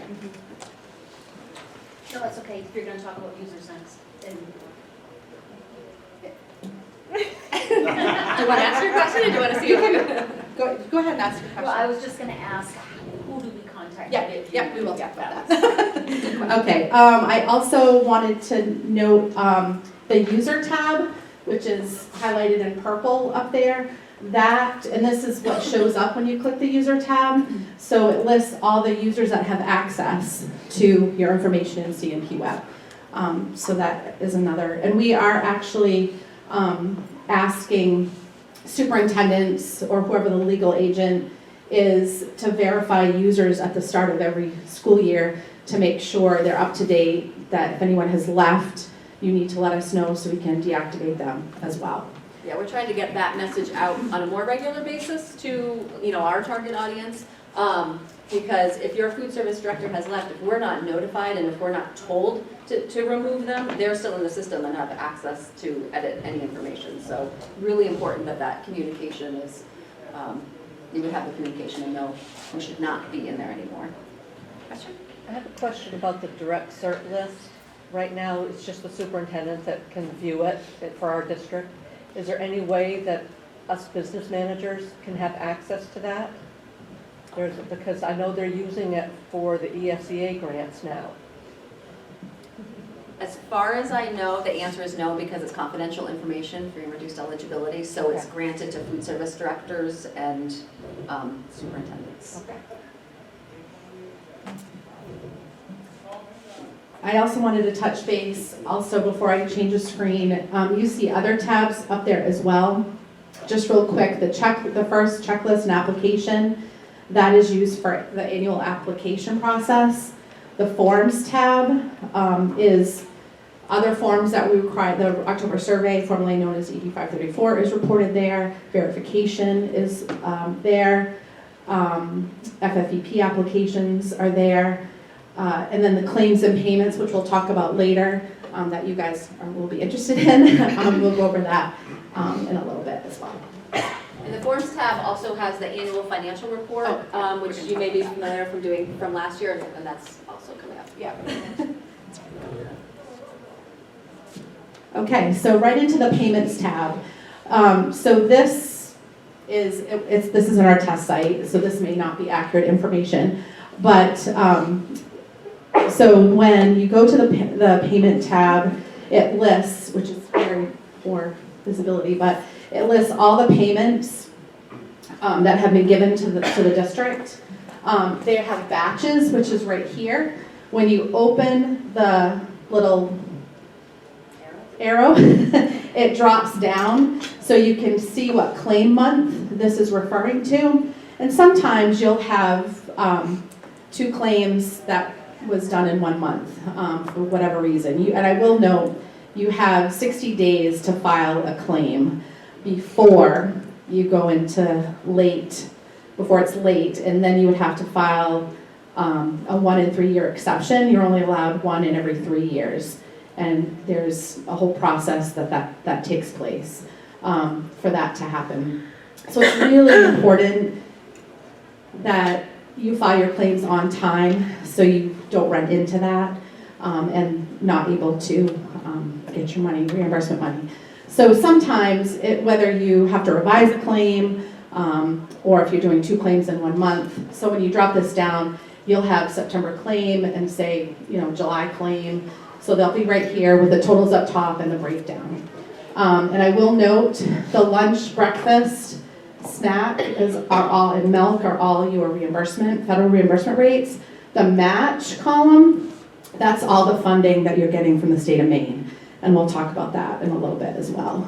Then FFP, and then the local produce, which we'll talk about in a little bit as well. Is there any questions on that page? I did not do a clip of the claims page, but I will note on the claims page, there's a dollar sign. When you click on that dollar sign, you can actually see the breakdown with the meal rates. So you can actually see how many meals you reported and what the rate is. So that's very important for you guys to see as well. Back to that claim timeline, Jody mentioned you have from the 1st to the 8th of the month. So if you're filing your September claim, you have from October 1st through 8th to file if you want to get paid in October. If you miss that, and needs to be submitted and approved by the claim approver. So it comes down to communication there. Hey, superintendent, this is ready for your approval. If that gets missed, it's not getting to Jody for payment, so you won't get paid that month. So then you have until, you have another chance that next month, 1st through 8th to submit it. So up to 60 days is what you have before the 1 and 3 year exception. I have a question about the claims page. I noticed that there's several different revenue breakdowns. Would it be possible for you to include in the descriptions the revenue codes that should be used in coding those transactions? I think that's a slide coming up, isn't it, Jody? So some of that is a slide coming up, and I've been working with Ida on that, and we're working on on updating the handbook, and I mentioned that in a little bit later. So because there are many different codes in that book, so we've already started the communication. We've already had our meeting, and so look for that. That will be coming out to help you. Perfect, Definitely. All right. Any other questions?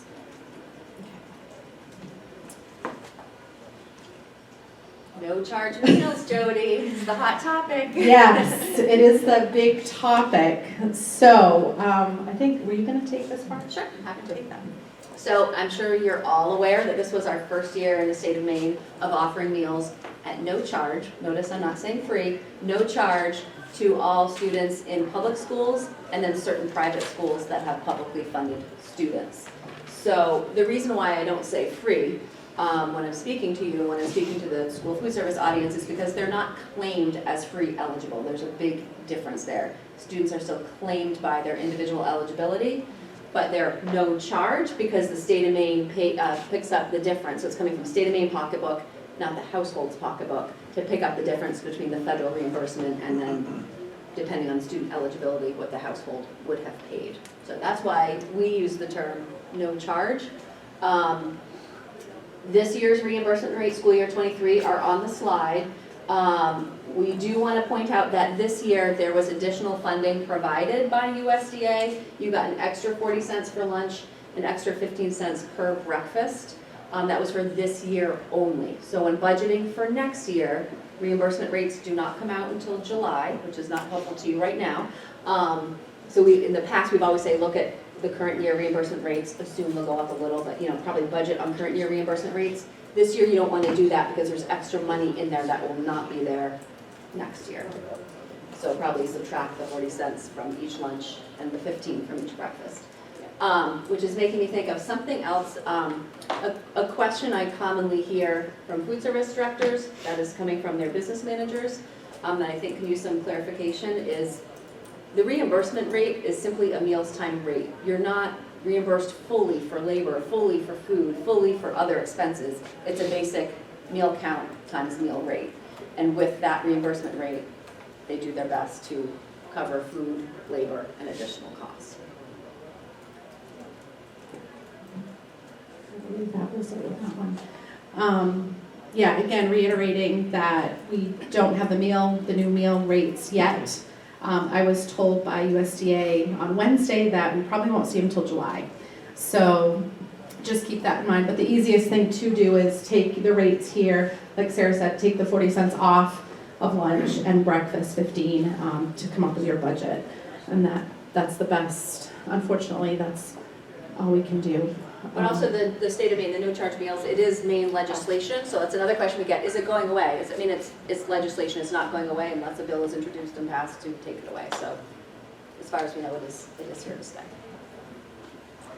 Just as a point of emphasis, I think, for me as a business manager, is I think there's an important distinction and it may sound like semantics, but it really isn't when it hits the public and the taxpayers is, no charge meals is, to me, a much more accurate statement than free meals.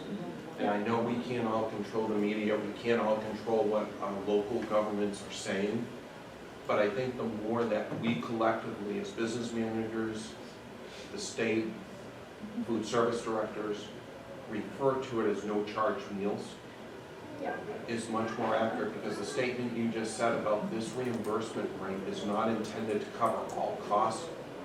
The past 2 or 3 years, with everything being said, free meals, I've gotten input from our local selectmen and taxpayers saying, why are we paying, and why do you have a warrant article saying that we need to subsidize the food service program X amount of dollars?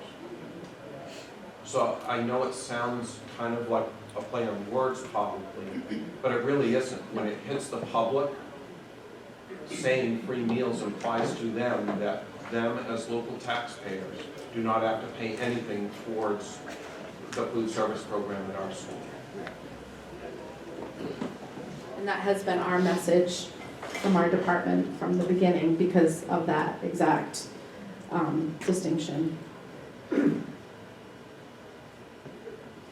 Okay, so here we're talking about a couple opportunities, special provision. This does help reduce the impact of state funds participating in either CEP or Provision 2.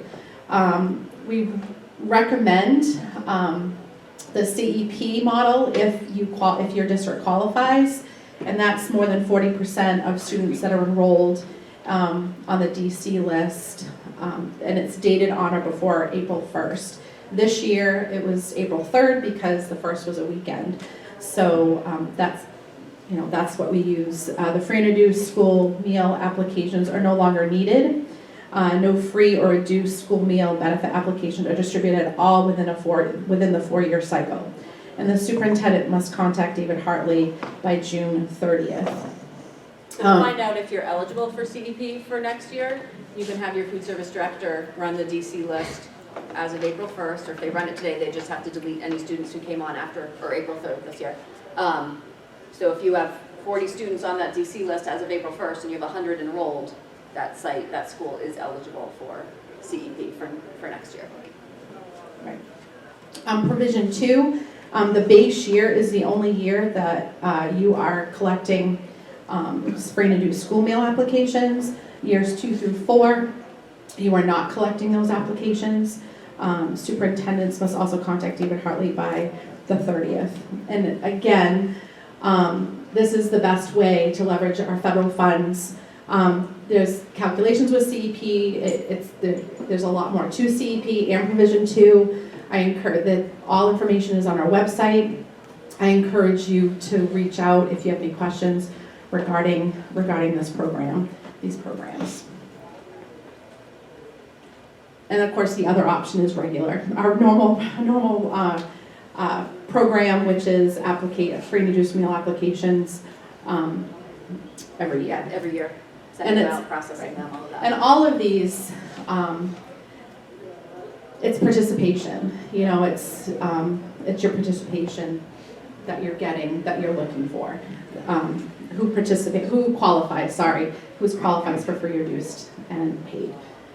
Yeah, so the benefit with these is that, I think we all know that eligibility, free and reduced eligibility is declining. So by participating in one of these programs, you're kind of locking it in for a time frame, so that in the next 2 years, as it continues to decline, if you do the traditional method, your free and reduced is going down each year. Whereas with one of these, you're sort of locking it in, for lack of a better term, for the next few years. Right. I have a question about SEP. You can do that on a school basis, not on a district basis. That's correct. So the question that I have is, can the department see which schools would qualify for SEP? So you do it you take your DC list, and then it's also TANF, migrant, homeless. There are other qualifications as well that are in there. So when you run that report, once you get all that together, if you're 40% or more, then you qualify. And you can group schools together. So if you have a district that has many schools, said 17, I ended up doing all of them, with CEP provision 2 and regular, just to capitalize on the most that I could. So, yeah, so you can group them together to keep, to have that benefit. So can the department see which schools qualify for SEP? You would go through your food service director. I mean, that's who's pulling. I do believe that David posts on the website each year schools, districts and schools that are eligible. I think that's a requirement. I don't know the deadline for doing that, but I know I in didn't the know past. if there was outreach from the department to those schools who qualify for CEF. I don't think there's direct outreach, but again, I believe that report is posted so that you could go and The reason look. that I'm saying that there's been a lot of overturn with business managers and whatnot, so outreach from the department may be helpful. So the ED 534, the October survey, that will give you that information. So if you run that report, and that is posted, I believe, on our website. So that is broken down by school, and what the, That just that says free eligibility, introduced- you're yeah, and right, it has to be sorry, direct that's survey. not, Yeah, that's not it. that's not it. That's a question, let's take Yeah, that back to we David, will. and maybe we can follow up, send an email. The CEP list is on your website, because I went looking Yeah, for it. it is there. And if it's any encouragement, there's so much conversation across every department really going on Yeah. this. So I'm not sure that we've gotten coordinated to like come out to you all as a group, but ask any of us a question, and we, like, Paula's talking about it too, but this is such a topic. Yeah. So. Yeah, and David can run that report, and I know other districts have reached out to him, and he's run that report for them or helped them in that process. I guess my point is you can't ask about it if you don't know about it. Exactly, yep. So that's why I was So, asking about it. yep, and part of our plan was to let you know this is available, so, because some of you don't realize that. So we will reach out and work on that to let you guys, help you out with that, definitely. Okay, so the big question we have, the free and reduced school meal application is only used to determine meal eligibility benefits. This is a federally required form only to be used and processed by the school nutrition program.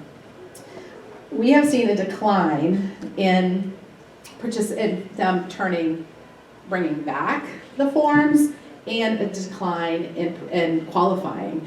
And I actually pulled some results. So 2019, before the pandemic, the state of Maine was at 45.8% free and reduced based on the meal eligibility.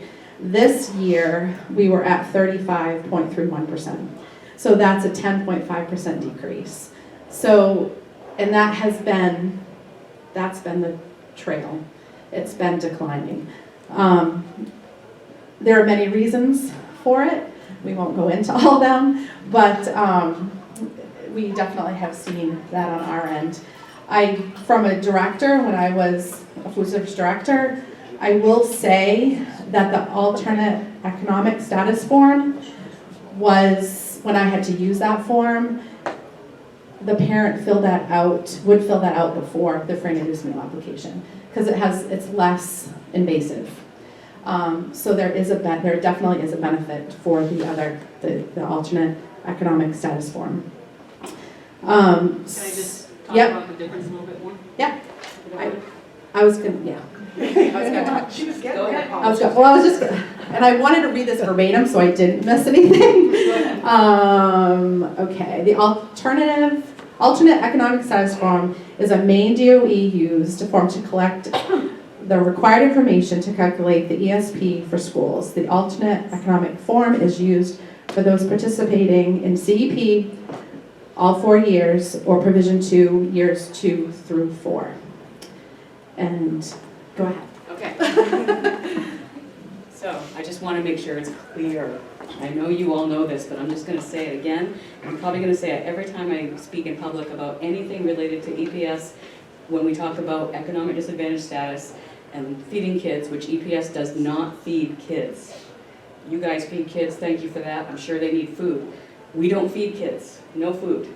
So the economic alternate form is only for purposes of determining the economic disadvantage status as used in the EPS formula, period. That's it. It, at this time, cannot be used for anything else.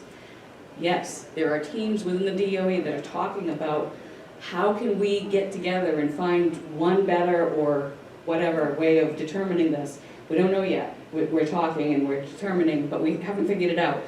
So if you need to have free and reduced lunch, that's law offside. If you want information about EPS and the status for that funding, that's the right side. My recommendation, send them both. If they send them both back, great. If you get one or the other, then you're getting somewhere at least. We are actually also trying to create a less negative form, so to speak, that would be even easier than the one we've created already for the alternate.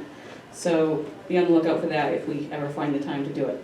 But it's just the trend down for collecting all of these forms, I realize, but the best way we can get this information is for you all in your districts to reach out to the families in your school, in your districts and say, hey, where do you fall on this scale so we can get additional funding that we need to ensure a great education for your children.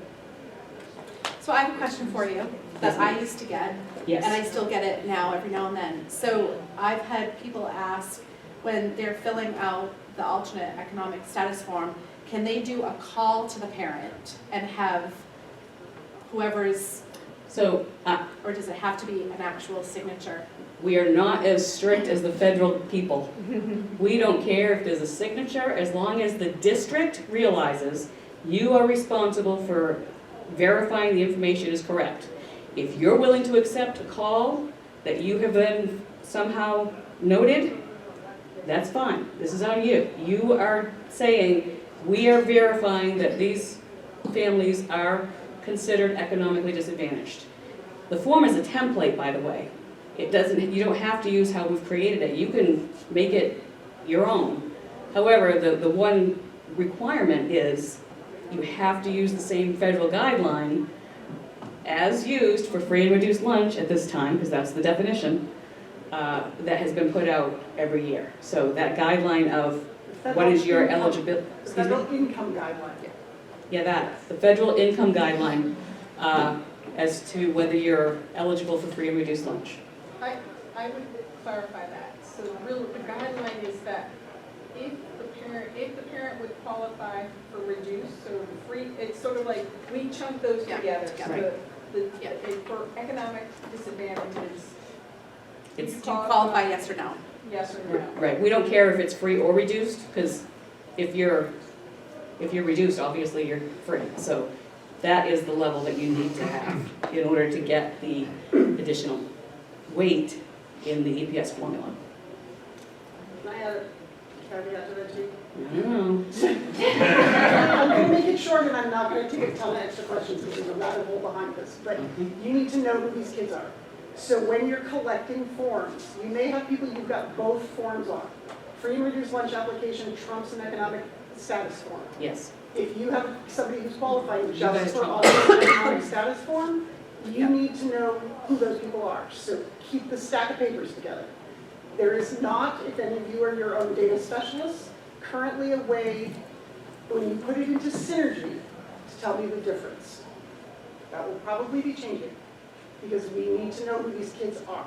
So keep it on your end, so that if we ask, you can tell us. And hopefully you are already. Yeah, and I would just add to what Paul said as well, that it's fine to send home both forms if you're operating traditionally, meaning sending the application home every single year. If you're a CEP, that's not fine. CEP, community eligibility provision, you are not sending home our meal benefit application at all. It's not allowed. If you do it, you're no longer doing CEP.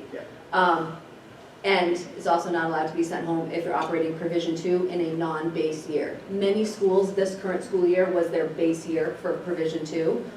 If you don't know that, it's worth having that conversation with your food service director to find out, which means starting next year, no meal benefit applications. Get very pedantic about the fact that your child nutrition people own the free and reduced lunch application.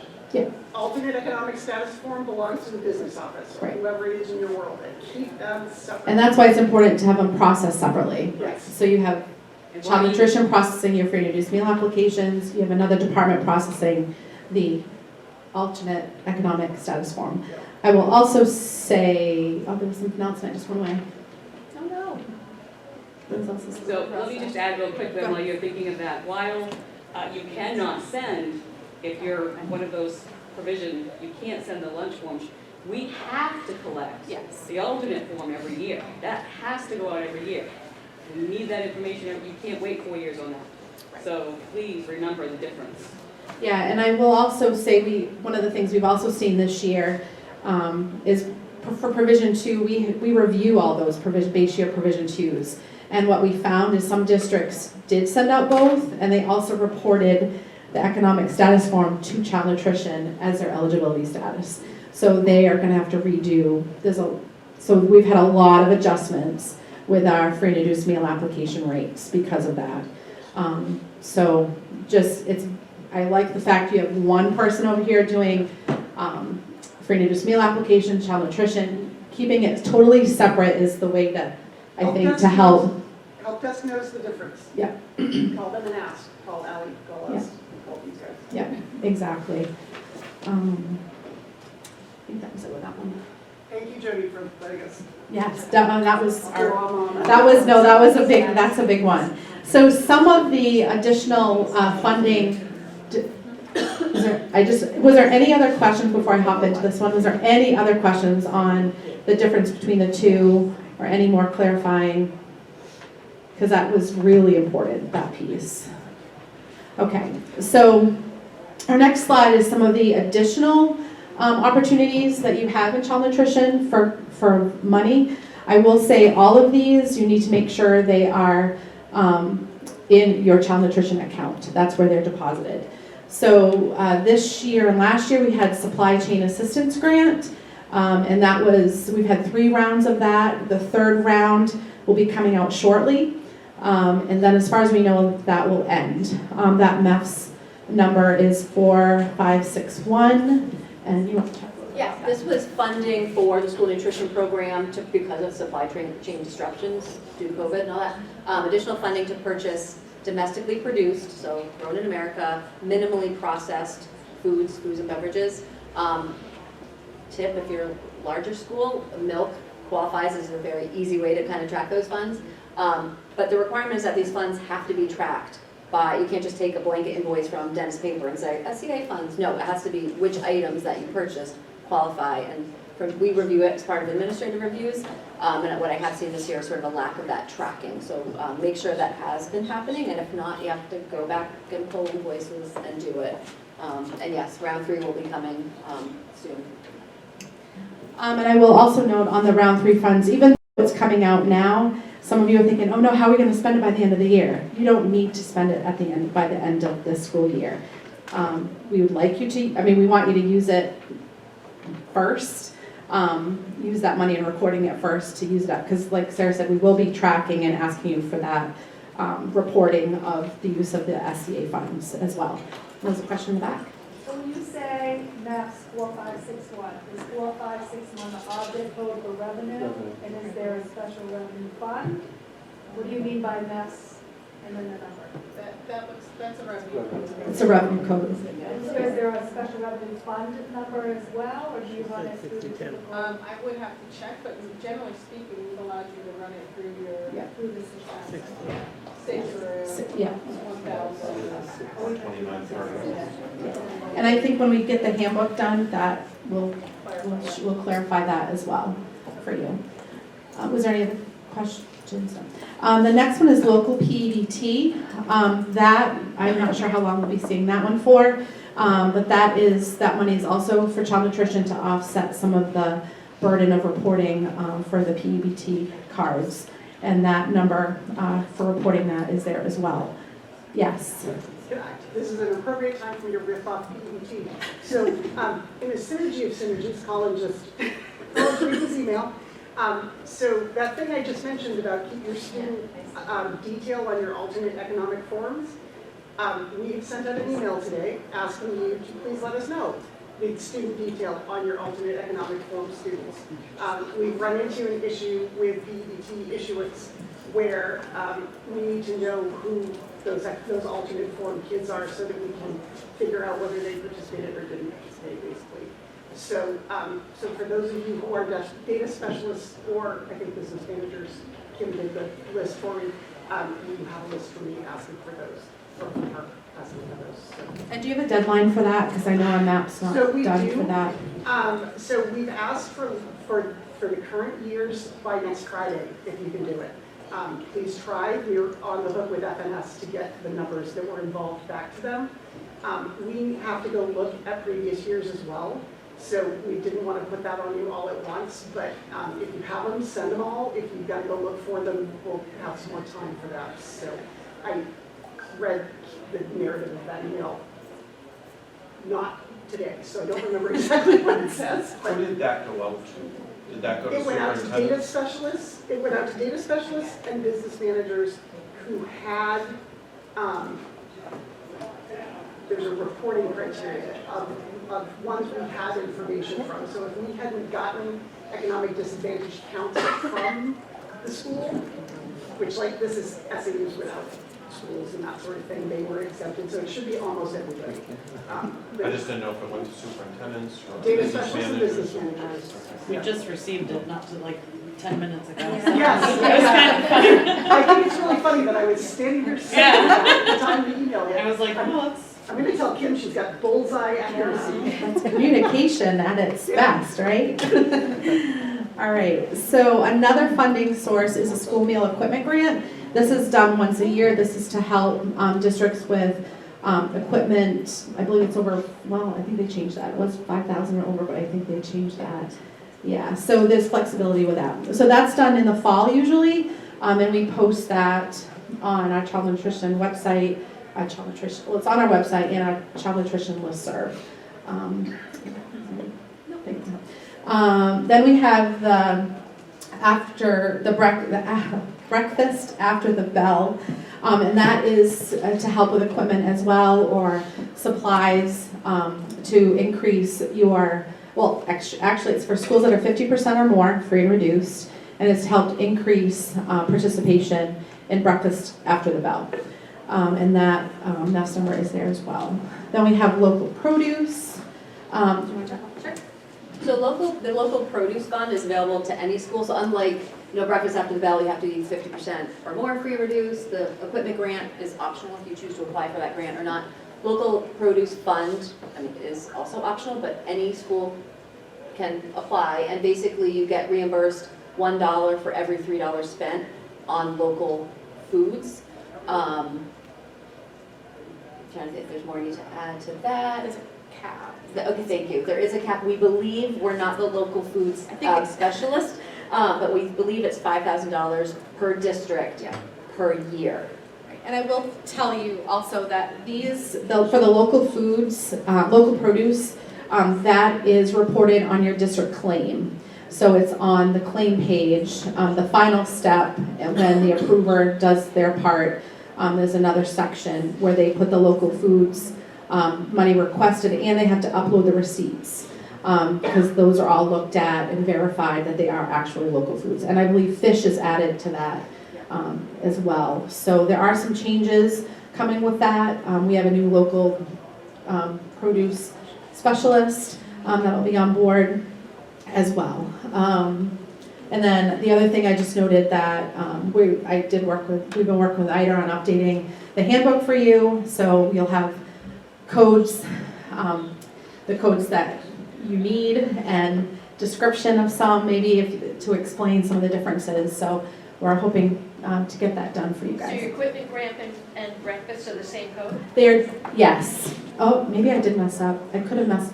Let me double check that. I apologize. Thank you for saying that. On our, I don't know if, I know you guys have listservs after listservs, but our child nutrition listserv, we have a Thursday update that we only put out on Thursdays. And I also put financial information on there as well, including this coding. So if you don't, if you're not on that and you want to be, there's on our website, there's a link you can join as well. But I will fix that before I send the the PowerPoint. I just want to add to the local, it used to be called local produce, it's now the local foods fund. That's a great follow-up to have with your food service staff, because being on reviews, being in many schools from the, Aroostook County to York County and everywhere in between, a lot of schools are buying, whether it's just apples that they're getting in the fall from the local orchard, or on the regular Cisco, Dennis, PFG invoice, certain items are local. So if you're buying some local foods anyway, why not get reimbursed $1 for every 3? It's a matter of keeping a copy of that invoice, highlighting the items, and uploading it with the claim, so it's a little bit of extra work. But, you're doing it anyway, it's money. Yeah. The amount of increase in cost. Is breakfast after the bell state funds or federal? It's state funds. Okay, so that's the code that's not correct. Okay, the breakfast at the bell. Yep, it's 3256. 3256 is the correct code for that. And I will fix that before we send that out. Okay, so the other important information is our annual financial report. This previously, when we were in NEO, this was done monthly on their monthly claim. All the financial information was uploaded in CNP Web. Now we only ask for it yearly. So I don't know how many of you are involved in this process or have been. I'm asking, hoping that you can work with your food service director if needed to fill this form out. This form, first it's located on the Forms tab, Annual Financial Report with a plus sign. These are, and the next slide we'll have a couple more, but we are asking you to report the income and expenses for each of these categories. On the side, going down, it'll have federal funds, local funds, it'll have each category there as well. We will be having a financial webinar talking a lot more about in detail on this form, and welcome you to join that as well. Yes? Who should fill out, I've seen this form and I've worked with my food service director on it. Who should fill it out, the food service director or the business manager? So remember we talked about access, user access. So the only person that can fill this out is your claim sponsor admin. So if you are a backup to the sponsor admin, then that would be you. Okay. If you're not, then it depends on who your access is. So our food service director is getting done at the end of the year, and we have, I think the district's plan is to make a manager in the kitchen and then to have the business office do the rest of it. Can you do that? Can you do that, Sarah? Please say no. I feel personally, as a prior food service director and as someone who reviews programs, again, wide variety of programs where I've seen that, and I've seen dedicated food service director managing the program, I don't believe it's the best way to manage the program. School nutrition is not just cooking in the kitchen. It's a lot more than that. And so that's the problem you get into when you start giving those duties to someone who doesn't know school nutrition. So that, I believe, that's what I'm allowed to say. That's a solid no. And you're talking, the language is different. Definitely our language is different. There's a different language barrier as well. Yes. So monthly claim requires an approver, but this does not require anyone to approve? No, at the bottom there, the claim the sponsor admin is the one that submits the form on behalf of the district. That's how this form is set up. And I meant to say this back in the application process. Your annual application process is also done by your sponsor admin. The superintendent, on part of the checklist tab, there's a superintendent form that they fill out saying that they're responsible for to participate in the child nutrition program and follow the rules and all that stuff. So. Is this information checked in the audit or in data? So that's why this, we're going to talk about that in the next slide, but so this, and Ida and I have had this conversation as well, but really this information should match what you're submitting in monthly, quarterly. It should be the exact same. So if you're going to do that, I would recommend that you have the approver, whoever approves claims, be the one to actually approve this information. So we can't do that. Yeah. That's not how our system is set up. That would be something that, So isn't there a certification statement where they certify this is true on this? yes. So we're kind of counting, there is a checkbox, that I certify this information, so we're saying, we're That's kind your of putting job. it back on. So what I'm going to say, while my school nutrition director does many things, my school nutrition director is not a finance person. And that's why I'm asking you to partner with your child nutrition director to get this done. And a lot of them, I mean, I've heard from many that, like you said, they're the ones that are doing it. The business manager is doing it. And some have, get their monthly reports, they check them, they check their expenses and revenue. It's such a difference between across the board. But definitely, the business managers need to work together with food service directors to get this done and accurate, because it does. I've had food service directors call me up and say, my business manager's called and we don't match the audit. Well, you should be. This should be matching. And then in the next slide, we also, at the bottom of it, account balance. So it's your beginning balance and your ending balance. And all of this data, so your ending balance this year should be the start of your balance next year. So it should be a rolling, like in NEO. NEO did this automatically. Unfortunately, CMP Web, that was one thing that they didn't have. And then, something else like this, the Balance too high?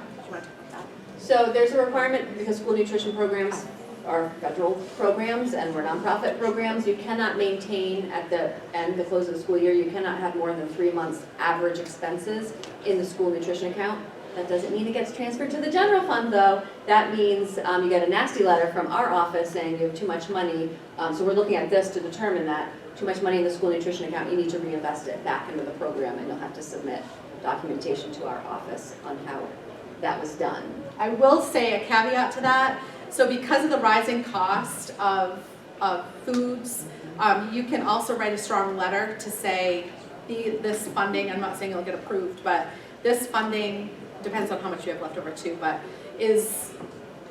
we're anticipating increase in food costs, or your contract with your staff, you've got an increase in benefit costs. So this money is going to be used up within the next year or 2 years. So there is that leeway, so don't freak out if you do get that balance too high report, that you do have that response to us that, but this is the first year since COVID, I believe, since the pandemic, that USDA said, okay, you're going back to this report, we have to start doing this again. Yeah, it was waived last year because of all the additional funds that were provided, a lot of schools, or school nutrition programs. What is that balance? So that will be determined based on this information. So it's the stuff before, all that information that you're inputting, your expenses and your revenue will fall into this, except for your beginning balance. That should be, so that's why they are gonna have to come to you as the business manager, make sure your beginning balance is correct. So this is due, what did I say, August 29th. And with that time, you have, July and August to get your books clean, bills that haven't been paid yet, get all your corrections done, accruals from payroll and all that. So you should be able to get the end result there. But you cannot file your August and September claim. You won't be able to file until this is done. So often this is what we see with turnover. New food service director doesn't know this is due. They don't know nothing about the money. Business manager doesn't necessarily know. They go to file their claim and suddenly they can't do that because they haven't done this part of it. Right, so in next school year, until this is done, your claim will not be paid until this is completed. There was something else that we you also said. wanted to point out, when you log into CNP Web, you pick a program year that you're reporting for. So right now, when you're filing your claim, you log in, you go to school nutrition programs, you click program year 2023. Program year is the same thing as school year, which for our program is the same thing as fiscal year, July 1 to June 30. So next September, you're now in program year 2024, right? You're gonna file your September claim in 2024. Oops, annual financial report isn't done. You don't want to stay in program year 24 and do it there, which some have done, and then they have to redo it, which stinks. You want to go back to program year 23 because you're reporting for program year 23 on that Forms tab, annual financial report.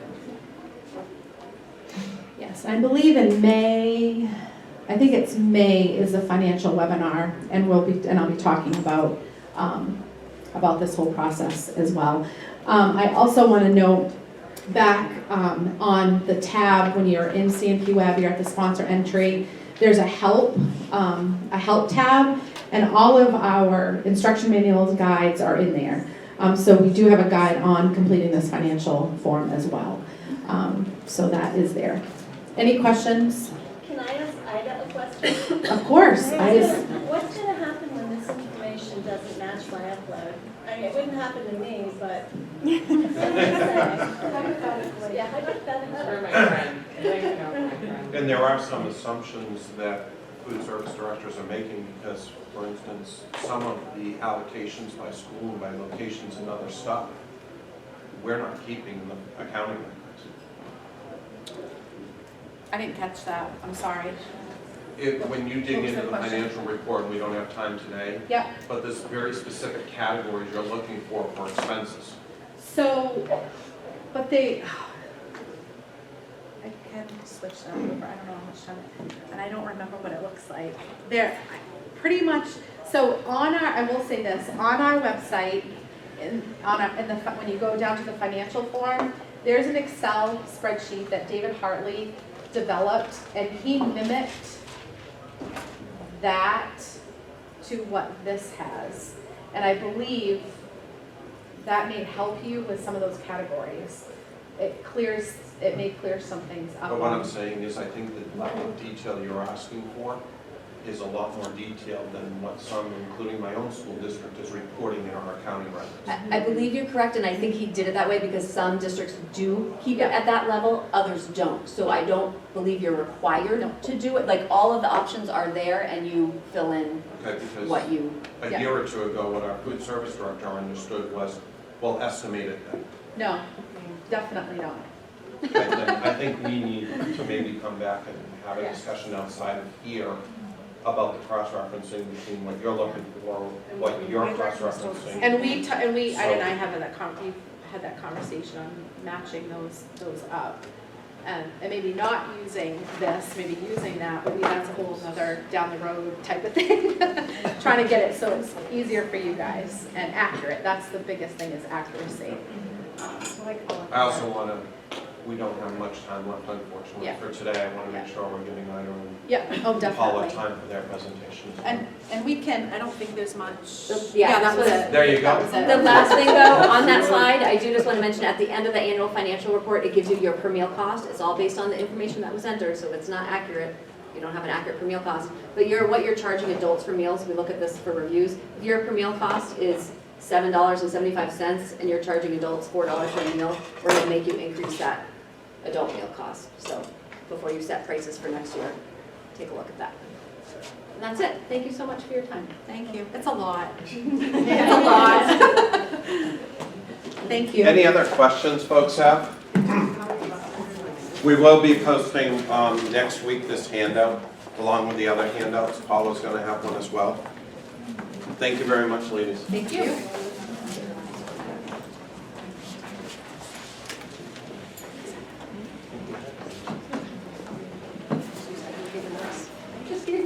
I'll leave these handouts, so if anyone wants them before they leave today.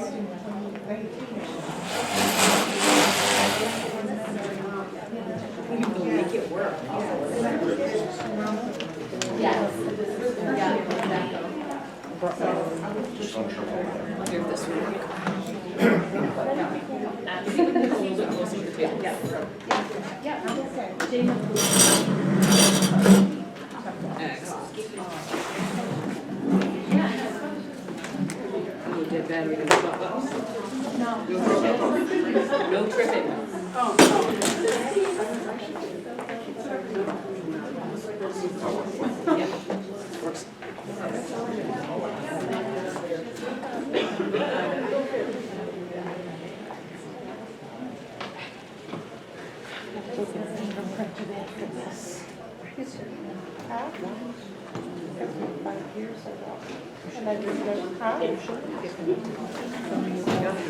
I love it.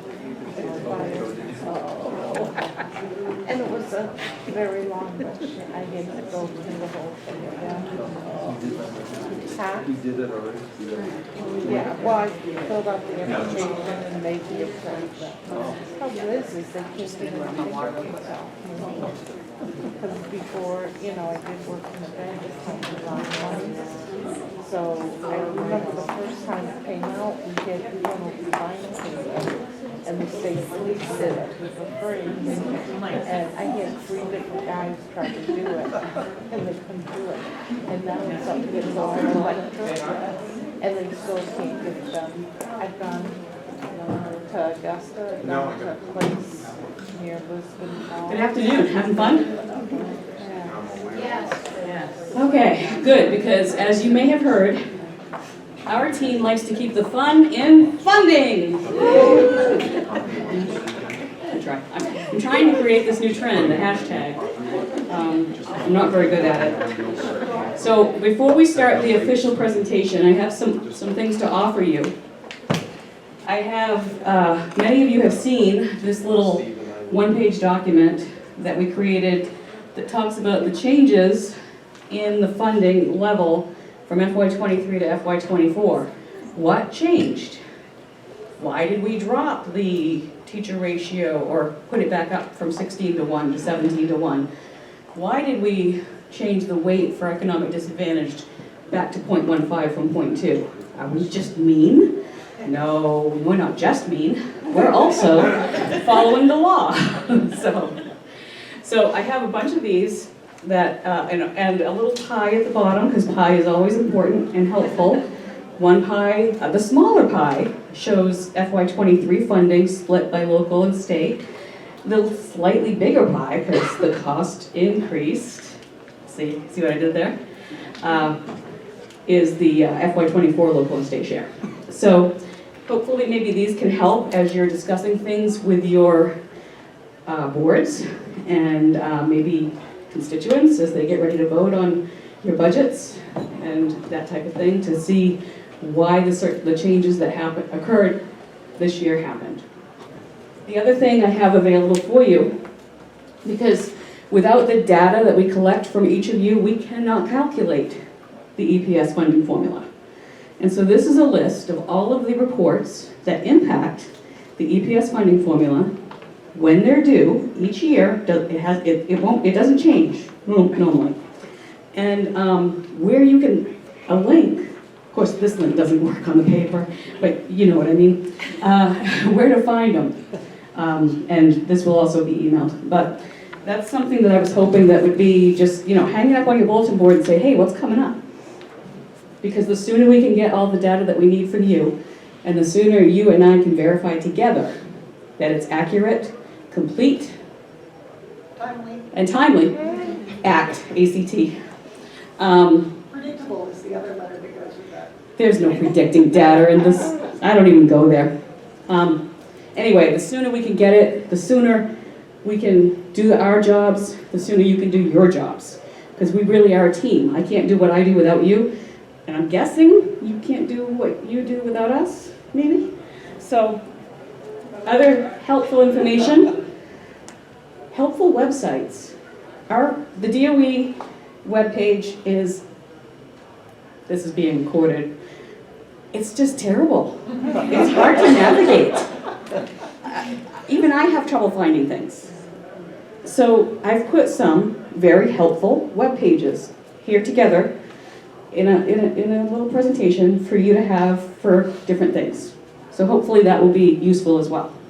However, I only have 23 copies of this, but I will make sure to send it out. My printer kind of ran out of stuff. So, real quick also, this is kind of a commercial before we start the presentation. I have 2 emails that I'm going to share with you. Next Tuesday and next Thursday are public hearings on these particular LDs in the Ed Committee.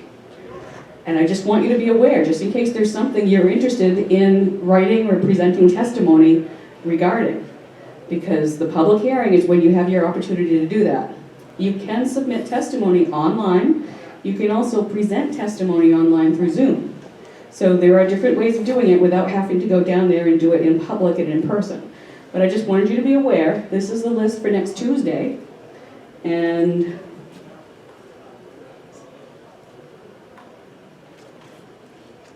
I've got my mouse, I don't know why I'm trying to pick. Somewhere here. Aha. This is the list for next Thursday. All of these impact what you do. So if there's something that you want to get into the hands of the Ed Committee to know how these could affect you in the field, this is the time to do it. This is your opportunity. So I just wanted you to be aware of what was coming up next week. Paula, can you put those out on the list there for us? I can, I will. Yes, absolutely. Ida, would you write that down for me? If it doesn't get written down, it won't happen. Sorry. All right. You all have seen this. Well, maybe not all of you. We have some new ones here today because DOE stole a business manager, and so there's a replacement here. A lot of this is going to be review, and so we're going to try to go through it as quick as we can. But I want you to know that our team is available for things that you're not sure about. So if we go through something today and you're like, that doesn't make sense to me, please call us. And frankly, if you want a one-on-one on your ED 279, I've always been willing to do that. I can't come to your board meeting with you. That's really not allowed. But I can work through it with you. And I want to introduce our newest team member. This is Wendy Waltz. Wendy is our new public school coordinator, taking over what I used to do before I became director, before I became this new person. So Wendy's learning, and so this is her debut into the public, and she's going to do a little bit of this presentation just to kind of get her feet wet. So be kind. She hasn't done this before, but we thought tomatoes, please. No. We thought we'd just give her an opportunity to see what she's learned and how she can present some of it. So she's going to do section 1 when we get there. Before we get there, let's start the show.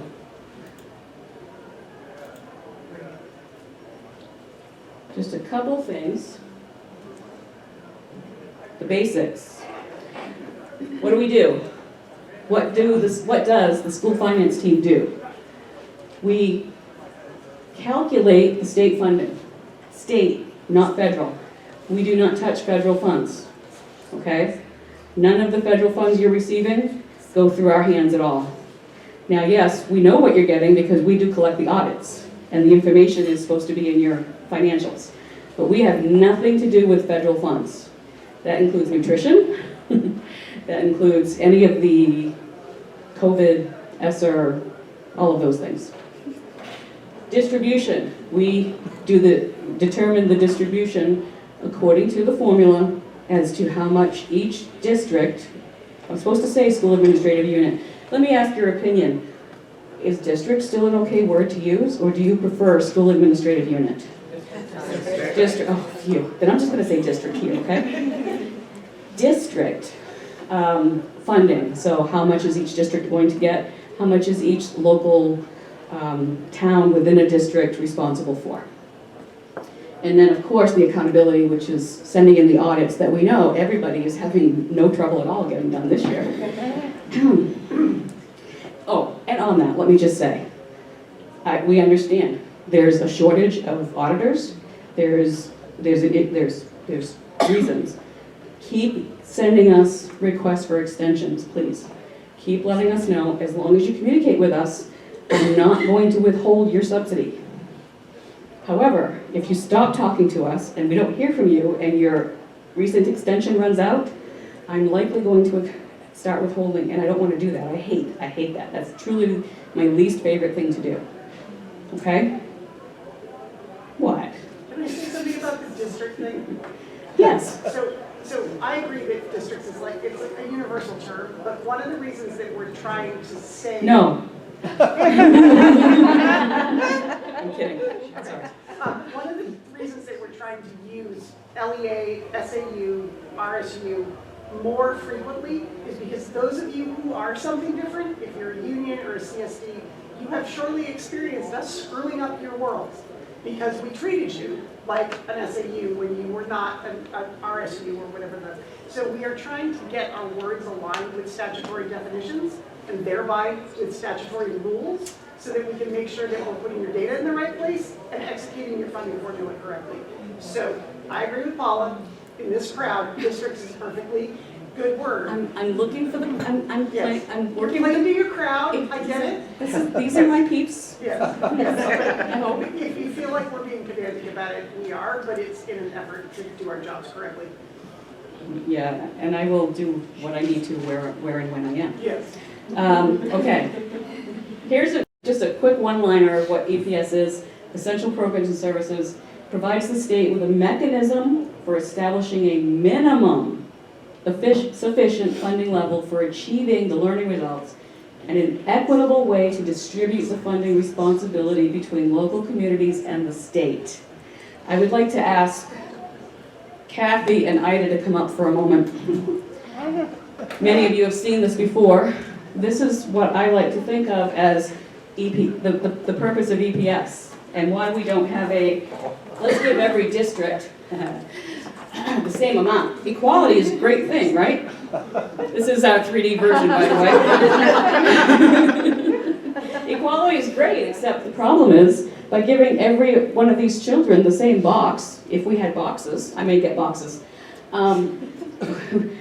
they're not all going to be achieving the same level. We want to get everybody to be able to achieve the same level. The way to do that is equity. Or they scrouch and hurt their back. So equity is giving to those that need more what they need to get to that level. And to those that may need less, because we have limited state funds. So in order to make sure everybody can be at the same level, we know there are towns that have more resources than others locally. So the state funding is to augment that. That's the purpose. Thank you, ladies. I think it was really tricky of Paula that she hired somebody the exact same height as me.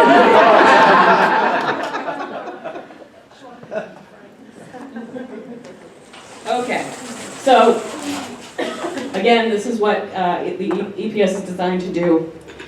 What are we not designed to do? We are not telling you how to spend money. We're not telling you what to spend it on. We're not telling you the level that you should have. We're not telling you how many teachers to have. We're telling you what the adequate level is according to the studies and formula that we will fund you at. And then if you need more locally, that's where the local comes in. That's where your local control and your additional local comes in. We are going to fund you at a base level for the entire state. And then you decide at your level what you really need for your students. I love pie. So again, this year, FY24, the cost of education came out to be $2.5 billion. The state is doing 55% of the total cost of education. I know it's not 55% of your total cost at your SAU. I know that. That was never the intention. Can you imagine if we tried to do that? I don't know that cost would be astronomical. I don't know that. You do realize that the state money comes from your taxes too, right? Yeah, okay. Some people I think get confused about that. So 55% of the total cost, which leaves 45% to be covered by the locals. This year, that calculation ends up being a 6.97 mill rate. The mill rate is the highest amount that each town will have to contribute towards their share of the cost of education in their district. No town will have to contribute more than 6.97 mils of the town valuation that we use in the formula. Does that make sense? Some towns contribute less than 6.97 because the amount they're accountable for is already met. They can cover all of it, all of that cost. Minimum receiver. We'll talk more about that another time. That's my pie. What do we use? We need your student information. We need your, this is the cost right? Yeah. Student demographics, pupils. We need your staff information. We have a weighted amount for multilingual learners as well as economically disadvantaged, targeted amounts for technology, and those other adjustments that we do for isolated small schools, adult education, equivalent instruction. Who can tell me what equivalent instruction is? Not you.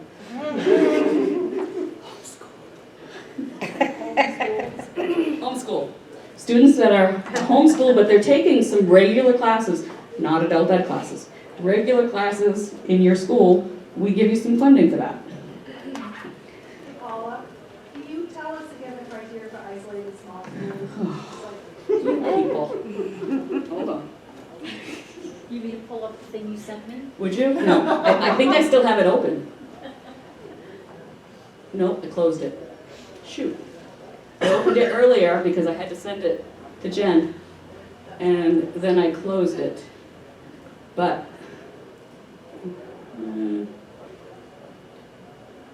let's see if I put it in here, because that would have been really smart of me. You don't have this memorized? Look in your scent. Oh, that's a good idea, thanks. That's why I was a good person to have on your team. You were helpful. You were very helpful. Actually, we're getting ready to do some more reorgs if you want to help us out. I've sent a lot since I've been here. Hold on. There you are. And no, I don't have it memorized, and here's why. There's different levels for different configurations of schools, so it's not in my memory. It is on the website, right? It will be after today if it's not. Let's put it that way. I'm not sure it is, so I need to double check that. But yeah, and I can send this out as well. But there's different criteria depending on what you have. If you're a regular, complete pre-K to 8, you need to have fewer than 15 students per grade level, as well as be at least 8 miles away from the nearest school that also covers those grade levels. And then there's a way that we calculate. However, if you're not a traditional pre-K to 8, so in other words, you're in pre-K to 2, or you're a 4 to 6, or one of those other configurations, then what we do is, the criteria is to have less than 29 students per grade level, and it's also still 8 miles away. So elementary is basically 8 miles away from the nearest school that could cover your children, the grade levels that you have. Secondary is fewer than 200 fewer than 200 students per school, distance of 18.5 miles from the next school, and then, what? Oh. Boy, who made this? I did. Distance from furthest point in the district to the nearest school, 18.5. Distance from high school to nearest high school is 10. It's a thing. So, if you think that you should be eligible for an isolated and small school adjustment, please note, contact us. Things change, and we don't always realize that some schools have closed, which may make this one all of a sudden now eligible when they weren't before. We may not have noticed it or realized it. We don't have a magic map that tells us when somebody's all of a sudden eligible for this. So if you think you should be, reach out, we'll check it out. And then of course, island schools. Do we have any island schools in here? Yes. Island schools are always eligible. Go figure. And there's a specific way that we calculate that. They're not considered a thing for bridge. Right, you're not an island if you have a bridge, apparently. No. You have to use a boat or mermaid to get to the island. You can't have a bridge. So in other words, like Peaks Island has a bridge. They are not considered an island in this situation. By the way, I did not make these rules, FYI. I just have to follow them. Okay. All right. October 1st enrollment is the student data. As you know, if you don't know, this is what you need to know. We need information on attending students, those that are actually sitting in a seat in a school that you operate in your district. Okay? That's attending. Resident students, those that live in your district and you're fiscally responsible for educating them. They may attend somewhere else, but they reside in your district. Superintendent transfers. If you have a superintendent transfer and you're receiving a student from another district on a superintendent transfer, does that mean you get to also charge them tuition?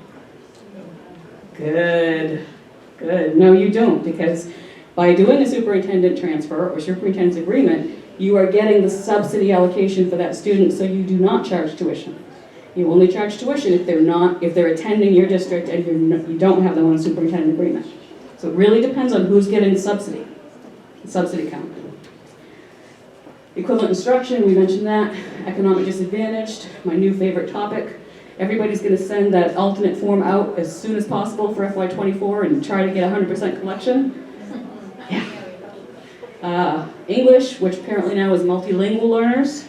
I don't know what else they're learning, but apparently it's not just English anymore.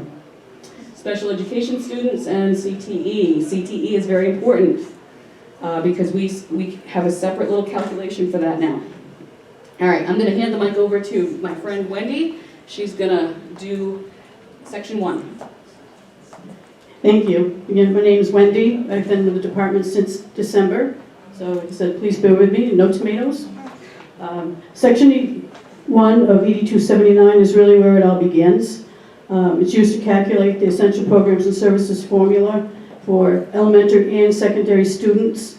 It represents the cost of education, not targeted programs such as gifted and talented or special ed. In October of each year, districts are required to update their attending students. The attending students are determined based on where the students are educated, no matter where they reside. Section 1A, which is a small top box, the October attending pupil counts from the previous 2 years are averaged and separated into 4 grade levels. Pre-kindergarten and kindergarten, grades 1 to 5, grades 6 to 8, and grades 9 to 12. They do make an adjustment if a district has a large change to their attending count in a single year. In November of each year, districts update and certify their staff data. There are 8 EPS position categories, as you see here in the formula. Teachers, guidance, librarians, health, education techs, library techs, clerical, and school administrators. In the next section, you will see each position has predetermined student to FTE staff ratios for each position category and grade level. An adjustment to that FTE ratio is made for positions other than teaching positions if a district has less than 1,200 people. The EPS FTE total for each of the 8 position categories is calculated by dividing the average attending pupils by the corresponding EPS staff ratio, and then adding the FTEs for all 4 grade levels together. The percentage is calculated by dividing the EPS FTE total by the actual FTE total and is used to determine how much staff salary qualifies as EPS. The EPS salary starts by using the salary matrix, which establishes the minimum salaries for each of these 8 positions and is based primarily upon education levels and experience. The salary is then calculated by using the percentage of EPS times the salary matrix figure for each position. And the salary is further allocated as either elementary or secondary based on the percentage of the attending pupils from section 1A. The next section is for benefit costs, and that takes the total EPS elementary and secondary salaries and grouping them into 4 categories: teacher guidance, library and health, education and library techs, clerical and school administrators. A predetermined benefit category percentage is used to multiply with the total elementary and salaries for each of the elementary and secondary salaries.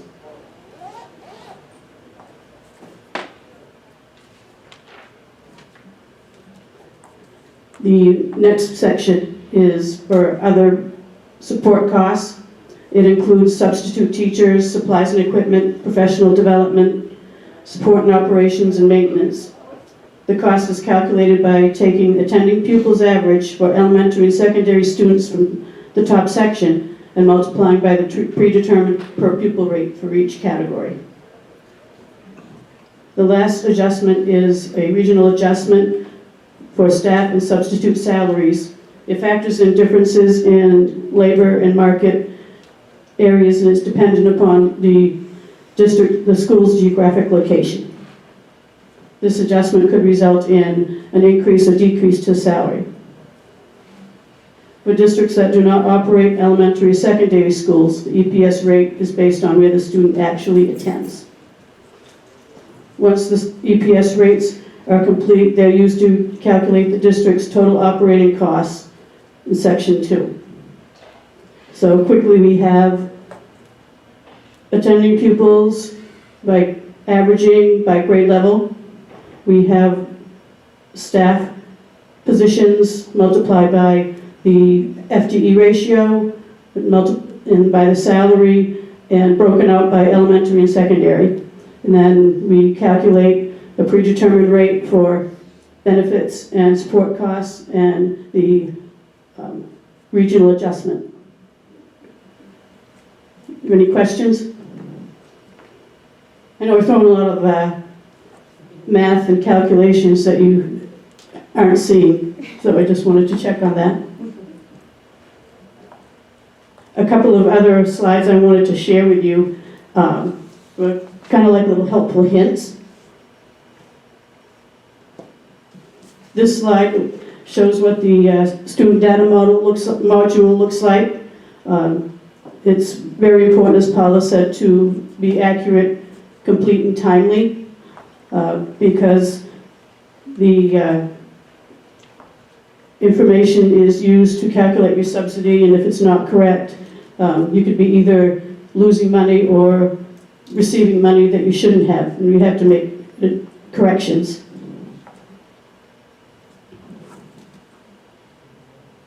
So these next 2 slides are position groupings and how, there's certain positions that are excluded and positions and what EPS category they're grouped into.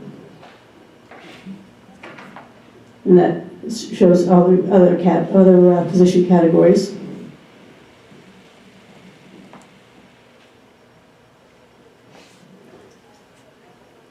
This is the staff module. I'm going to show you a couple of slides on that.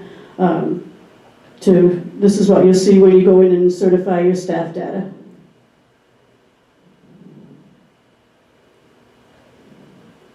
And this is the staff certification page. Again, verify your data. Compare the data you are seeing in your system with prior year data, research differences. If something doesn't look right, double check. Paula is going to touch upon some examples of how errors can adjust your subsidy.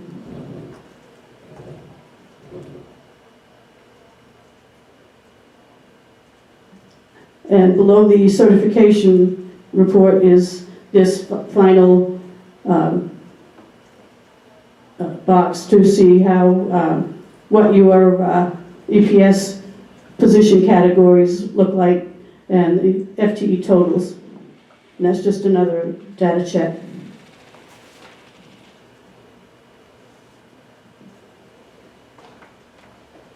This last slide shows how the regional adjustments are allocated and where they, how that's broken out.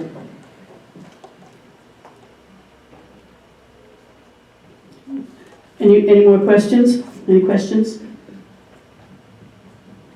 So I know there's a lot of math and calculation, so contact me anytime later on. I kind of have a question. You mentioned experience level and Mm-hmm. experience in education. Experience level in education, it's, there's a, right, that shows up in the, this one here. That is the total salary based on actual FTEs. And there is, position is based on someone that has a master's degree over a bachelor degree, and the number of years they have experience. So are we supposed to update that annually? So Yes. if we have a staff member who receives her master's during the year, we're supposed to actually update that? Correct. Okay. NEO staff has to be updated for the individual staff information, especially for those teachers. The education component has to. The education component, the But not teachers. necessarily the years Okay, of 'cause that's- experience, that is Does automatic. that rolls? Well, Because we've had issues with people also updating that, which has caused a problem. yeah, the years of experience, if a staff member doesn't go someplace else in between, automatically updates in the module, in the staff module. Let's say it increments by one. It increments by one. Okay. Some people have been going in and incrementing by another one, and we've been noticing 2 years for one come up. So, yeah, the staff is updated automatically every year as long as there's no change in location. Okay, but we do need to. But you do need to ensure that the level of education is accurate. We didn't used to tell people to keep this updated all the time. Yeah. You know, we always used to say, you know, this isn't payroll, you know, that sort of thing. But because things like the national teacher bonds, like we're being asked for this data more often, so it is in your best interest to make sure that it's current. Thank you. All right, that's it for Wendy. Thank you very much, Wendy.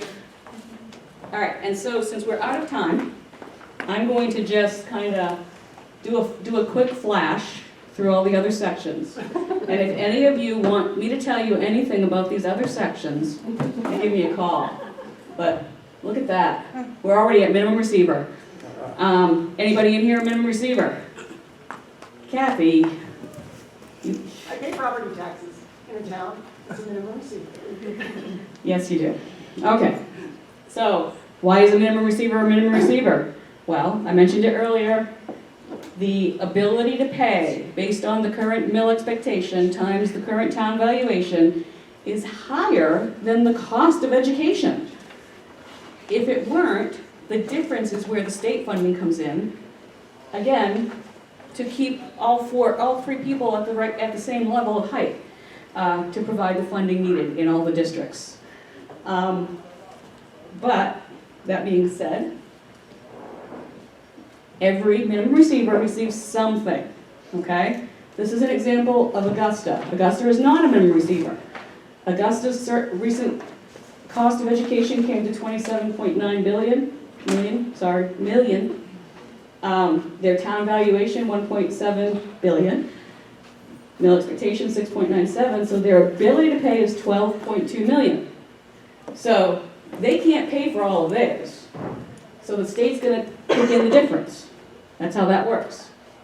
By the way, as an add-on, Augusta also gets 2.6 million for the CTE center that they operate. York, similar cost of education, 22 million. However, valuation is much higher. So they're able to pay 34 million based on their valuation, local ability to pay using property taxes. So as a result, the difference is 0 for state funding. However, what they do get as a minimum receiver is $3 million. So even as a minimum receiver, they're still getting a pretty decent share from the state towards education. So that is a real quick explanation of what makes a minimum receiver a minimum receiver. I've actually created another mini little minimum receiver PowerPoint that I can share with you all later that the legislature has requested. So we'll see if we can make that prime time. Access, help desk website, very good, important. All of the reports, errors can affect your funding. $1 million because economic disadvantaged students were not properly put into the system. We didn't find out until after February, and so all the money that the state had to allocate was already allocated. So we didn't have it to give them in the year that they should have gotten it. That is very important. These are the updates I mentioned to you. You've got a sheet here. These are the salary matrix that we were just talking about. So teacher, guidance, social worker, and librarian, that matters on years of service as well as level of education. This year we were able for the first time since FY5 to update the benefit percentage that we use in the formula to hopefully better match what's happening in the field.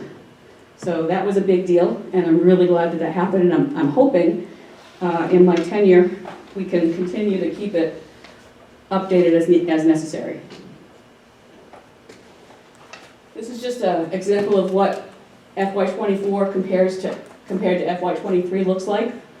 You see the total cost went up from 2.4 to 2.5. State contribution still at 55%, and then, which of course leaves the locals responsible for 45%. And again, pie. And FYI, of the 265 school administrative units, 169 showed an increase in funding from FY23 to FY24, state funding, and 94 showed a loss. So it's actually not bad. I mean, everybody does this. If you're one of them that had a loss, I think Colin has some money in his pocket.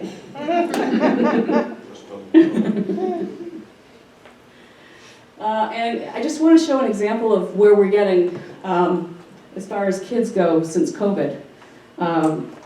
We're still having a decline statewide, but we are starting to pick it up a little bit. So pre-K is coming back. I'm sure you're noticing this in your districts. Pre-K is starting to come back. I thought grades K to 2 was interesting because FY22 was a huge down year. But they're starting to come back now. We're not quite at the level we were at in FY20. We may not get there because if you remember, even before COVID, we were continuing to have a decline. So that may be the new norm, I don't know. And this may be the new norm here as well because of graduating and the decline that we've already had. So enrollment is a big factor in the EPS formula. So if you're having a declining enrollment, you're going to get less funding. That's just the way it works. So just keep that in mind, okay? And then finally, Ida's the one to call first. And then Kathy. Oh, I have Kathy up there. And anyway, please come and get some handouts. Call me if you need anything. And does anybody have any questions now? Yay. Thank you. Thank you.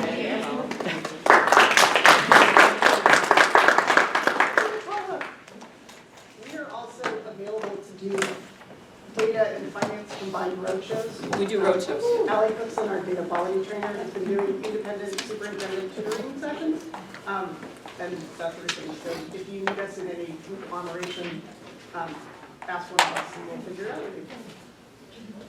Sorry that went a little over and you guys got a little bit on the short end. I do think that I do think the topics that we talked about today hopefully were important. Hopefully you got some value out of them. We are certainly looking for topics. So let us know what is important to you I would say that we very seldom get topics.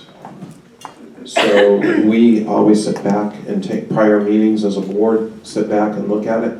We really want to hear from you. Tell us, email us, tell us what you want to see presented. And we're happy to arrange that. So as we go through the summer, as we go into the fall, is a 279 presentation that's in more detail important to you? Is it the data reporting, having Kathy and her team show up and give more information about that? What is it that really is important to you? Is it how to prepare for the audit? If you can get an audit firm. What is it that you want to see? So please reach out, please communicate with us. We will inform you of when the annual meeting is going to be. It will be by Zoom. It will be an exciting time for all. Any other topics for today?